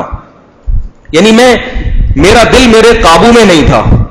اب دیکھو ہم جیسے نالائقوں کو تو دنیا کی نعمت ملتی ہے تو جنت بالکل ہی بھول جاتے ہیں، جو تھوڑی بہت یاد بھی تھی وہ بھی بھول گئے. لیکن جو بڑے لوگ ہوتے ہیں ان کو جب دنیا کی نعمت ملتی ہے تو وہ دنیا کی نعمتیں ان کے لیے اللہ کے قرب کا ذریعہ بن جاتی ہیں. کیونکہ جس نے کوئی لذت دیکھی نہ ہو اس کو لذت کہاں سے سمجھ میں آئے گی جنت کیا ہوتی ہے. اب وہ پہلے تو بیچارے نظر کی حفاظت کرتے تھے نا، عورت کبھی دیکھی نہیں تھی تو کتنی مرضی جنت کی حوروں کا بتاؤ کیا تصور. جب دلہن دیکھ لی بھائی دلہنیں ایسی ہوتی ہیں تو پھر جنت کی دلہنیں کیسی ہوں گی، ان میں کیا لذت ہوگی اور وہ کیسا سجا ہوا ہوگا. اس کو چھوڑو اس کی فکر کرو، اس میں لگ گئے پوری رات. اس کو چھوڑو اس کی فکر میں لگے رہو. تو یہ اور دلہن بھی پھر ایسے اس نے کہا بھائی جب تم فکر میں لگے ہو ہم بھی پھر اللہ سے اسی قسم کا دولہا مانگ لیتے ہیں آخرت کے لیے. ٹھیک ہے ہم بھی کوئی اسی قسم کا مانگ لیتے ہیں. تو یہ ہے کہ دنیا کی نعمت ملنے سے تو بعض بزرگوں میں بتا رہا تھا ان کے سامنے ان کی تعریف کی جائے تو وہ خوش بھی ہوتے ہیں، بتاتے بھی ہیں، اور اپنی تعریفیں بھی حضرت بہت کرتے تھے. نیا آدمی آتا تھا ہمارے حضرت کی مجلس میں پریشان ہوتا تھا یار کیسے بزرگ ہیں اپنے بارے میں خود ہی لوگوں کے سامنے تعریفیں کر رہے ہیں. ہمیں پتا ہوتا تھا یہ حضرت کے کردار کے نمبر 1 ہونے کی علامت ہے کہ جو دل میں ہے وہی زبان پہ. اور فرماتے تھے میرا کچھ بھی نہیں ہے جو ہے اللہ کی طرف سے. لیکن ہم پر یہ چیزیں سوٹ نہیں کرتی. آپ بھی جا کے شو مارنا شروع کر دیں میں ایسا ہوں میں ویسا ہوں، کیونکہ بجائے اللہ کا قرب حاصل ہونے کے شو بازی میں آ جاتا ہے انسان. تو ہمیں نارمل ہی رہنا چاہیے جیسے ساری دنیا کے سارے لوگ رہتے ہیں. میں جلدی سے بات کو مکمل کر کے ختم کرتا ہوں. بات کیا چل رہی تھی؟ یہ بات اس پر آئی تھی نا، استغنا پر آ گئی تھی، ہدیے پر آ گئی تھی، اور کیا تھی یہ یہاں سے یو ٹرن کہاں سے مارا ہے. میں نے آپ کو کہا ہے کہ وہ گچی پکڑ کے رکھا کریں جہاں سے میں موضوع تبدیل کر رہا ہوں. ہاں میں جو اصل بات بتا رہا تھا کہ اللہ نے اہل جنت کی جو صفات بیان کی ہیں وہ ہے راتوں کو اٹھ کے تہجد پڑھتے ہیں اور روتے ہیں اللہ کے سامنے، جنتیں مانگتے ہیں. جب ہم وہ چیزیں دیکھتے ہیں تو ہمارے اندر وہ نظر نہ ہمیں قرآن میں جو جہنمی جو جس قسم کے بیان کیے نہ ہم اتنے برے اور نہ اتنے اچھے ہیں کہ جو اللہ نے اہل جنت کی صفات بیان کی ہیں. فرض پڑھ لیں ہم بڑی مشکل ہے، تہجد اگر پڑھ بھی لیں تو ایسا نہیں کہ یبیتون لربہم سجدا وقیاما پوری راتیں سجدے میں گزرے اللہ سے مانگتے ہوئے، ایسا بھی نہیں ہے. تو ہم کہاں جائیں گے؟ ہمارے لیے کون سی قوم ہے جس کی ہم، اور جو پچھلی امتوں کو جن کو اللہ نے ہلاک کیا، قوم عاد قوم سمود جو نافرمان تھی وہ بڑے برے لوگ تھے. اتنے برے ہم نہیں ہیں الحمدللہ. اور جو پیغمبر کے ماننے والے جو کامیاب ہوئے صحابہ کرام وہ بڑے نیک لوگ تھے، ویسے بھی نہیں ہیں ہم. تو ہمارے پر جو مثال فٹ بیٹھتی ہے نا قرآن میں وہ بنی اسرائیل کی ہے. ایمان بھی لا رہے ہیں ساتھ ساتھ گڑبڑیں بھی چل رہی ہیں. ٹھیک ہے نا، بنی اسرائیل اللہ پر ایمان لائے، تورات پر ایمان لائے. جب موسیٰ علیہ السلام نے تورات لا کے دی اس پر عمل کرو تو کچھ احکام بڑے مشکل تھے، کہنے لگے اے موسیٰ یہ نہیں چلے گا بھائی، یہ بہت مشکل ہو گیا، یہ بہت مشکل ہو گیا، یہ والا تو ٹھیک ہے یہ والا مشکل ہو گیا. ہمارا بالکل یہی حساب ہے بھائی. قرآن ٹھیک ہے، داڑھی یار باقی سب چیزیں ٹھیک ہے، داڑھی رکھنا بڑا مشکل کام. تو کیا کرتے ہیں جیسے بنی اسرائیل تعویلات کر کے داڑھی کا انکار، اور یہ سب داڑھی کا تو انہوں نے بنی اسرائیل نے انکار نہیں کیا، آج تک یہودی داڑیاں رکھتے ہیں، لیکن اور چیزوں میں سود میں گڑبڑ کر دی کیونکہ وہ پیسہ کمانے میں یہودی کہتا ہے یہ نہیں ہو سکتا. تو قرآن میں آتا ہے ہم نے یہودیوں کو منع کیا کہ سودی لین دین مت کرو، مگر بزنس کے معاملے میں اس نے کہا نماز پڑھ لوں گا روزہ رکھ لوں گا. آج تک یہودی روزے بھی رکھتے ہیں، نماز بھی پڑھتے ہیں، داڑیاں بھی رکھتے ہیں اتنی بڑی بڑی، مگر کتنا ہی تہجد گزار ہو، اتنی لمبی، کبھی یوٹیوب پہ دیکھو یہودیوں کی نماز، آپ اپنی نماز بھول جاؤ گے، اتنی لمبی نماز پڑھتے ہیں یہودی. مگر بزنس کے معاملے میں کہتے ہیں نا بھائی نا، پیسہ کمانا ہے میں نے چاہے سود ہو. حتیٰ کہ ایک صاحب کہتے ہیں میں نے یہودی کو دیکھا جو بزنس مین ہے، نماز کے دوران اگر کوئی بزنس سے متعلق کال آ جائے وہ بھی ریسیو کر لے گا. ٹھیک ہے نا بھائی، کسٹمر آیا ہوا ہے، نماز بعد میں ہو جائے گی، کسٹمر نہیں جانا چاہیے. تو یہ والا کہ بھائی پیسہ، آج بھی مسلمان ایسے ہی کرتا ہے، بہت سے نیک بن جاتے ہیں پیسے. میں نے ایک لاہور میں ایک صاحب ہے، انہوں نے توبہ کی، اللہ ان کی زندگی میں برکت دے. بینک میں جاب کرتے تھے, اچھی خاصی تنخواہ تھی, کہہ رہے میں نے سب چھوڑ چھاڑ کے اب میں کھانا پکا کے بیچتا ہوں, لوگوں کے گھروں میں پہنچاتا ہوں. لوگ کہتے ہیں تمہاری اتنی عزت تھی کہ تم کیا پکوان سینٹر ہو گیا تمہارا, اور پکوان والے کہلاؤ گے, اور شاپر میں ڈال ڈال کے لوگوں کے گھروں میں پہنچاتے ہو, تمہاری کیا عزت ہے؟ تو وہ جواب میں کہتا ہے حرام کھانے سے بہتر ہے کہ میں حلال کھا لوں. نوجوان ہے, ینگ ہے, خدا کی قسم ایسی عبرت دیکھو. ایک نوجوان آدمی جس کو عزت کا اتنا شوق ہوتا ہے, مگر اس نے حرام سے بچنے کے لیے اپنی عزت بھی داؤ پہ لگا دی کہ میں پکوان کھانے بنا بنا کے لوگوں کے گھروں میں تقسیم کر لوں گا, لیکن نہ بھیک مانگوں گا اور نہ حرام کماؤں گا. یہ ہوتے ہیں جنتی لوگ. عبادت کر لینا آسان ہے, قربانی دینا بڑا مشکل کام ہے, اور اللہ ایسے لوگوں کی قدر کرتا ہے. اللہ تعالیٰ اس نوجوان کی عمر میں برکت دے اور اس کو اور مزید دین میں ترقی عطا فرمائے. تو یہودیوں نے جو ہے نا, وہ تو ہم لوگ کیا ہیں, بنی اسرائیل کی طرح ہیں. بنی اسرائیل میں اچھے بھی تھے, برے بھی تھے, بہت برے بھی تھے, لیکن اللہ پر اس کے رسول پر ایمان رکھتے تھے. تو ہمیں ڈرنا چاہیے کہ انگریز پر عذاب نہیں آ, کیونکہ وہ کافر ہے. جیسے بنی اسرائیل کے دور میں جو کافر تھے ان کو اللہ نے بندر اور خنزیر نہیں بنایا, بنی اسرائیل کو بنایا, کیونکہ کافر کے لیے اللہ نے آخرت میں جہنم کی آگ رکھی ہوئی ہے. وہ اس کا آخرت میں کوئی حصہ نہیں ہے, تو اللہ اس کو سب کچھ دنیا میں دے دیتے ہیں, دنیا میں دے دیتے ہیں. دوسرا, وہ مانتا ہی نہیں ہے جب اللہ کو, تو عذاب کس بات کا آئے گا اس کے اوپر؟ وہ مانتا ہی نہیں ہے کہ یہ گناہ ہے, وہ مانتا ہی نہیں کہ زنا حرام ہے, تو اس کو تو اس کی سزا ہوگی کہ تم مانتے کیوں نہیں تھے. جو آدمی کسی بات کو تسلیم کرتا ہے پھر اس پر حجت تام ہوتی ہے نا کہ بھئی تم نے خود اقرار کیا ہے, اب تو تم پکڑے جاؤ گے. وہ مانتا ہی نہیں ہے, تو اس کی کے لیے اللہ نے آخرت میں بڑی سخت سزا, اور اس کی بخشش کا کوئی آپشن نہیں رکھا, ہمیشہ جہنم میں رہے گا. مسلمان کی بخشش کے آپشن ہے, سزا ملے گی لیکن پھر بالآخر معافی ہو جائے گی. دنیا میں سزا مل کے ممکن ہے آخرت سے پکڑ سے بچ جائے, اور ممکن ہے آخرت میں سزا ملے تو پیغمبر کی سفارش سے اس سزا میں کمی ہو جائے. مسلمان کبھی بھی ہمیشہ جہنم, کوئی بھی مسلمان ہمیشہ جہنم میں نہیں رہے گا. تو جب اللہ نے ایک وہاں سے ایک بینیفٹ دیا ہوا ہے نا اس طرف سے, ٹھیک ہے نا, تو پھر ادھر سے معاملہ کیا رکھا ہوا ہے, سخت. دنیا میں ٹھکائیاں لگتی رہیں گی. تو انسانی فطرت ہے, وہ آخرت کے عذاب سے اتنا نہیں ڈرتا, دنیا سے پھر بھی ڈرتا ہے. تو دنیا کے عذاب سے بچنے کے لیے میرے بھائی ہمیں اللہ کی نافرمانی چھوڑ دینی چاہیے اور اللہ کے عذاب سے ڈرنا چاہیے. یورپ امریکہ جا کے بالکل آزاد نہ ہو جایا کریں کہ یہ جیسے عیاشیاں کر رہے ہیں ہم بھی کریں گے, بہت سخت پکڑ آئے گی. اور اگر کچھ نہ ہوا نا, دنیا میں عذاب نہیں آیا, تو ایک بڑی پکڑ کیا ہے, اللہ ایمان کی نعمت کو سلب کر لیتے ہیں. اللہ ایمان کی نعمت کو, کتنے یورپ امریکہ جانے والے نوجوان ایسے ہیں جو اسلام چھوڑ چکے ہیں, نام کے مسلم ہیں مگر اسلام کو وہ صاف لفظوں میں کہتے ہیں کہ یہ نہیں ہے, ایسا نہیں ہے, یہ مولویوں کی بات ہے. تو کفر ہی ہو گیا نا یہ, جب آپ شریعت کے حکام کا انکار کر دو کہ کچھ نہیں ہوتا, نماز کچھ نہیں, مسئلہ کوئی روزہ ہے, ایسی بنائی ہوئی باتیں. یہ لفظ زبان سے جب آپ نے کہہ دیا تو اس کا مطلب ہے نہیں مانتے آپ, تو کافر ہو گئے. شناختی کارڈ میں چاہے آپ اسلام لکھیں مگر اللہ کی نظر میں کافر. مسلمان وہ ہوتا ہے کہ اگرچہ گناہ کرے مگر وہ مانے کہ یہ غلط ہے, لیکن لوگ پھر ماننا چھوڑ دیتے ہیں, تو یہی تو کفر ہے. لوط علیہ السلام کی قوم لڑکوں سے بدکاری بھی کرتی تھی. دیکھو مسلمانوں میں اگر کوئی یہ کام کرے گا تو وہ ندامت کرے گا, اس کو پتا ہے برا کر رہا ہوں میں, اسے کوئی ہار دلائے گا تو اسے شرم آئے گی, کسی بزرگ کے پاس جائے گا مجھے کوئی طریقہ بتائیں میں یہ گناہ چھوٹ جائے. لیکن لوط علیہ السلام کی قوم بدکاری کرتی تھی. لوط علیہ السلام نے جب کہا کہ چھوڑو تو انہوں نے کہا آپ ہمارا علاقہ چھوڑ دو, ہم یہ گناہ نہیں چھوڑیں گے, ہم نہیں چھوڑ سکتے, ہم نہیں. تکبر کر رہے ہیں نا, اس لیے کہ وہ اس کو برائی نہیں سمجھ رہے, وہ کافر ہیں. تو گورا برائی کرتا ہے, اس برائی کو برائی نہیں سمجھتا. اگر کوئی مسلمان بھی برائی کرے اور اس کو برائی نہ سمجھے تو وہ اس میں اور کافر میں اللہ کی نظر میں کوئی فرق نہیں ہے. تو گناہ کی یہ نحوست ہے کہ کچھ دنوں کے بعد انسان گناہ کو گناہ سمجھنا چھوڑ دیتا ہے. یہ کم عذاب ہے کیا کہ اللہ نے ایمان کی نعمت چھین لی تم سے. اس لیے گناہ سے انسان کو بچنا چاہیے. اللہ تعالی ہم سب کو بچنے کی توفیق عطا فرمائے. چند ایک سوالات ہیں.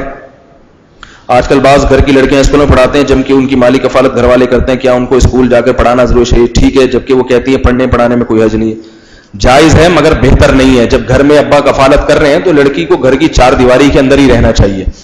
اس میں فائدہ ہے. لڑکی بالغ ہو اس کو اس کے شوہر کے حوالے کر دو, اس میں وہ بہت سکون اور عافیت کی زندگی گزارتی ہے, ساری زندگی مزے کی گزرے گی.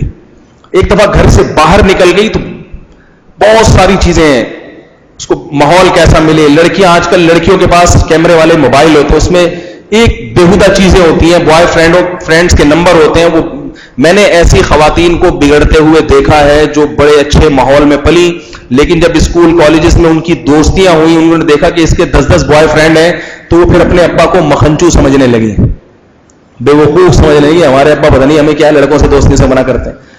ساری خراب نہیں ہوتی, بہت ساری یونیورسٹیوں میں جا کے, بلکہ بہت ساری تو ہاسٹل میں رہتی ہیں, 4 سال رہی ہیں, پھر بھی نیک ہیں.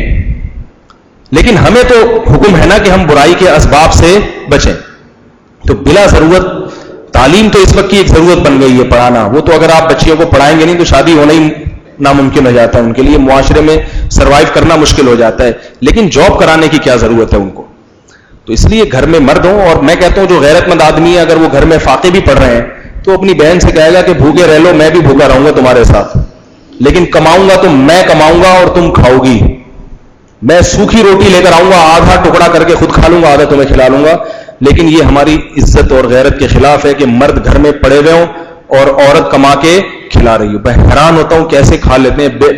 بہن ملٹی نیشنل کمپنی میں مینیجر ہے, 80,000 روپے کما رہی ہے اور بھائی بیٹھ کے کھا رہے ہیں. تو شرم سے مر جاؤ یار. غیرت ختم ہو جائے تو پھر جو مرضی کرو. اگر ان لوگوں کو بتایا جائے نا یار تمہیں شرم نہیں آتی, تمہاری بہن 80,000 کما کے گیس کا بل بھی دے رہی ہے, بجلی کا بل بھی دے رہی ہے, تم گھر میں پڑے ہوئے, تمہارے گٹکے کے پیسے بھی بہن کے پیسوں سے آتے ہیں, شرم نہیں آتی تمہیں؟ تو کہتے ہیں نہیں آتی. یہ غیرت کے خلاف ہے. غیرت کیا ہوتی ہے؟ اب اس سے تو زیادہ تو کوئی نہیں سمجھا سکتا نا کسی کو. یہ کہ تو ایسے بن جاؤ تو بڑی مزے کی زندگی گزرے گی. ایسے بن جاؤ. کہہ رہے ہیں 2-3 لوگ مل کر رسول اللہ صلی اللہ علیہ وسلم کے نام سے گائے میں قربانی کا حصہ لے سکتے ہیں. ایسے نہیں ہو سکتا. چاہے 2-3 لوگ پیسہ ملا لیں, مگر اس حصے کی نسبت کسی ایک آدمی کی طرف کرنی پڑے گی کہ اس کی طرف سے ہے. یہ پیسہ بے شک سب کا ہو, لیکن وہ نام کس کا کرنا پڑے گا؟ ایک آدمی کے نام, کہ ہے نبی صلی اللہ علیہ وسلم کے لیے مگر اس کی طرف سے ہے. تو وہ ایک کیونکہ وہ جو نبی کے لیے قربانی ہوتی ہے وہ ہوتی اصل میں اس آدمی کا اپنی ہی ہے, لیکن اس کا ثواب نیت ہوتی ہے کہ نبی صلی اللہ علیہ وسلم کو پہنچے. کیا عقیقہ بچے کا صدقہ کہلاتا ہے؟ کیا ہم عقیقے کا گوشت خود کھا سکتے ہیں؟ عقیقے کے گوشت کا وہ حکم ہے جو قربانی کا ہے. پورا خود کھا لیں, سارا صدقہ کر دیں, یا 1/3 صدقہ کر دیں, 2/3 خود کھا لیں, سب طرح سے جائز ہے. کیا ہم 9 ذی الحجہ کا روزہ سعودی عرب کے چاند کے مطابق رکھیں یا پاکستان کے؟ کیونکہ حج تو سعودی عرب میں ہوتا ہے, ہم پاکستان کے حساب سے رکھیں گے, کیونکہ حدیث میں عرفہ کے دن کے روزے کی فضیلت ہے. ہمارے عرفہ 9 ذی الحجہ کا روزہ ہے. بعض عرب علماء کی رائے یہ ہے کہ عرفہ کا روزے کا مطلب یہ ہے کہ جس دن وقوف عرفہ ہو, اور وقوف عرفہ جس دن ہوگا اس دن پاکستان میں 8 ذی الحجہ ہوگی. لیکن ہم اس رائے سے اتفاق نہیں کرتے, کیونکہ حدیث یہ جو اب بات یہ ہے نا کہ عرفہ کس دن ہوتا ہے, وقوف عرفہ کی وجہ سے روزے کا حکم ہے, ایسا نہیں ہے, بلکہ کہ عرفہ کے دن کی وجہ سے روزے کا حکم ہے.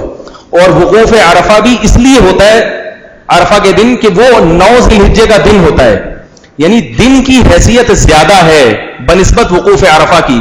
کیونکہ عرفہ کے دن جو وقوف ہوتا ہے وہ اس لیے نہیں ہوتا کہ عرفہ کا وقوف بذات خود اس کی حیثیت ہے, بلکہ وہ عرفہ کا وقوف خود سبب نہیں ہے. عرفہ کے وقوف کا سبب کیا چیز ہے؟ 9 تاریخ کا ہونا. اس کی مثال ایسے ہے جیسے ہم جو ظہر کی نماز پڑھتے ہیں وہ اس لیے پڑھتے ہیں کہ ظہر کا ٹائم داخل ہو چکا ہے. اگر ٹائم داخل نہ ہوتا آپ سینکڑوں دفعہ بھی ظہر کی نماز پڑھتے وہ نہ ہوتی. تو سعودی عرب میں وقوف عرفہ اس لیے ہوتا ہے کہ 9 ذی الحجہ کا دن داخل ہو چکا ہوتا ہے. اگر دن داخل نہ ہوتا, 9 ذی الحجہ کی تاریخ نہ ہوتی تو وقوف عرفہ نہ ہوتا. تو دن کی اہمیت زیادہ ہے.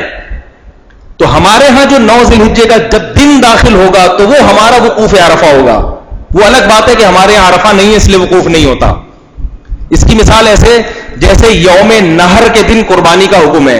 یوم نہر, اب نہر کا دن سعودی عرب میں 10 ذی الحجہ کا ہوتا ہے. 10 ذی الحجہ کو وہ نہر کا دن ہے.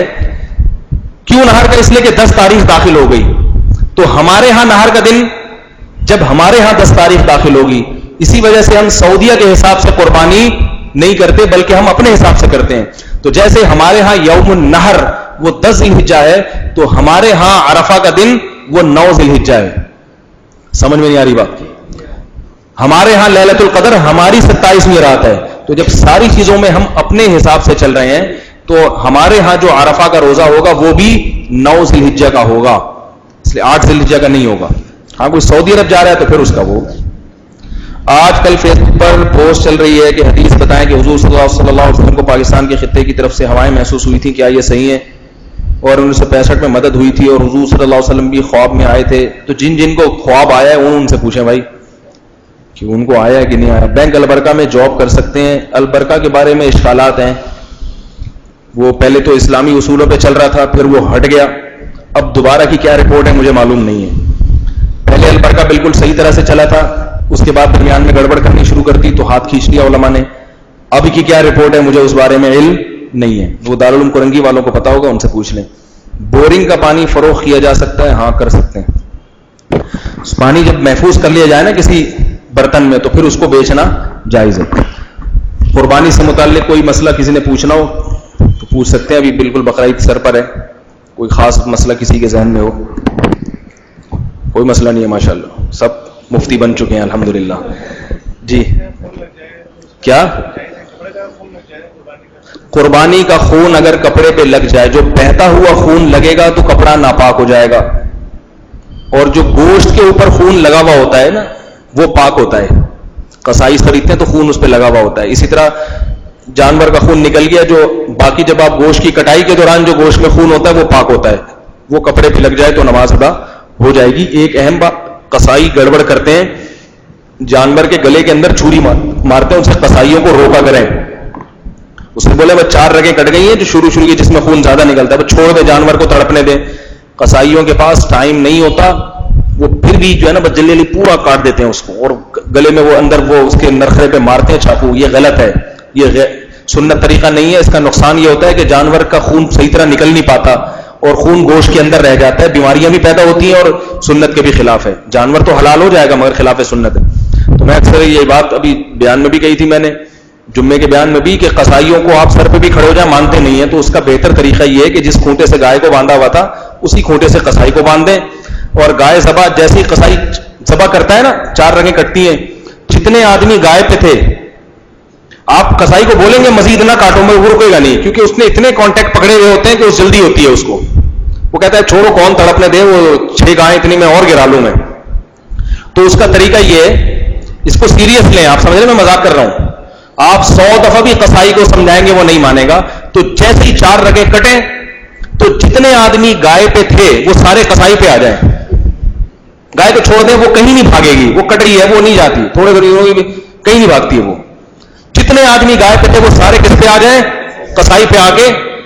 اب یا تو آ جائیں اتنا کافی ہے، اور اگر وہ پھر بھی نہیں باز آ رہا تو اس کو گرا کے جس کھونٹے سے گائے کو باندھا ہوا تھا اس کھونٹے سے قصائی کو باندھ دیں آپ. اور بولے جب تک یہ گائے ٹھنڈی نہیں ہو جاتی، اپنی خود سے اپنی تقدیر جو اللہ نے اس کی تقدیر میں جتنے ٹائم کے لیے لکھا ہے نا مرنا، جب تک اس کے مطابق یہ مر نہیں جاتی تجھے نہیں گرم ہونے دیں گے ہم. گائے ٹھنڈی ہوگی اس کے بعد تو گرم ہوگا، ورنہ اس وقت تک تو ٹھنڈا رہے یہاں پہ آرام سے. تو اس کے علاوہ اور کوئی آپشن نہیں ہے آپ کے پاس، ورنہ باز نہیں آتے وہ. تو ذرا اس میں سختی کیا کریں. اللہ تعالیٰ سمجھنے کی عمل کی توفیق عطا فرمائے. اس سے گوشت میں بھی لذت ہوتے ہیں. پورا جب بلیڈنگ ہو جاتی ہے نا اس کی تو گوشت بھی مزیدار ہوتا ہے. گوشت خراب بھی نہیں ہوتا، جلدی دیر سے خراب ہوتا ہے. ورنہ جو قصائی جس طرح سے ذبح کر رہے ہیں اس سے گوشت چند دنوں میں بو بھی آنے لگتی ہے. تو فائدے ہی فائدے ہیں جو میں طریقہ آپ کو بتا رہا ہوں. سبحانک اللہم و بحمدک، نشہد ان لا الہ الا انت، نستغفرک و نتوب الیک.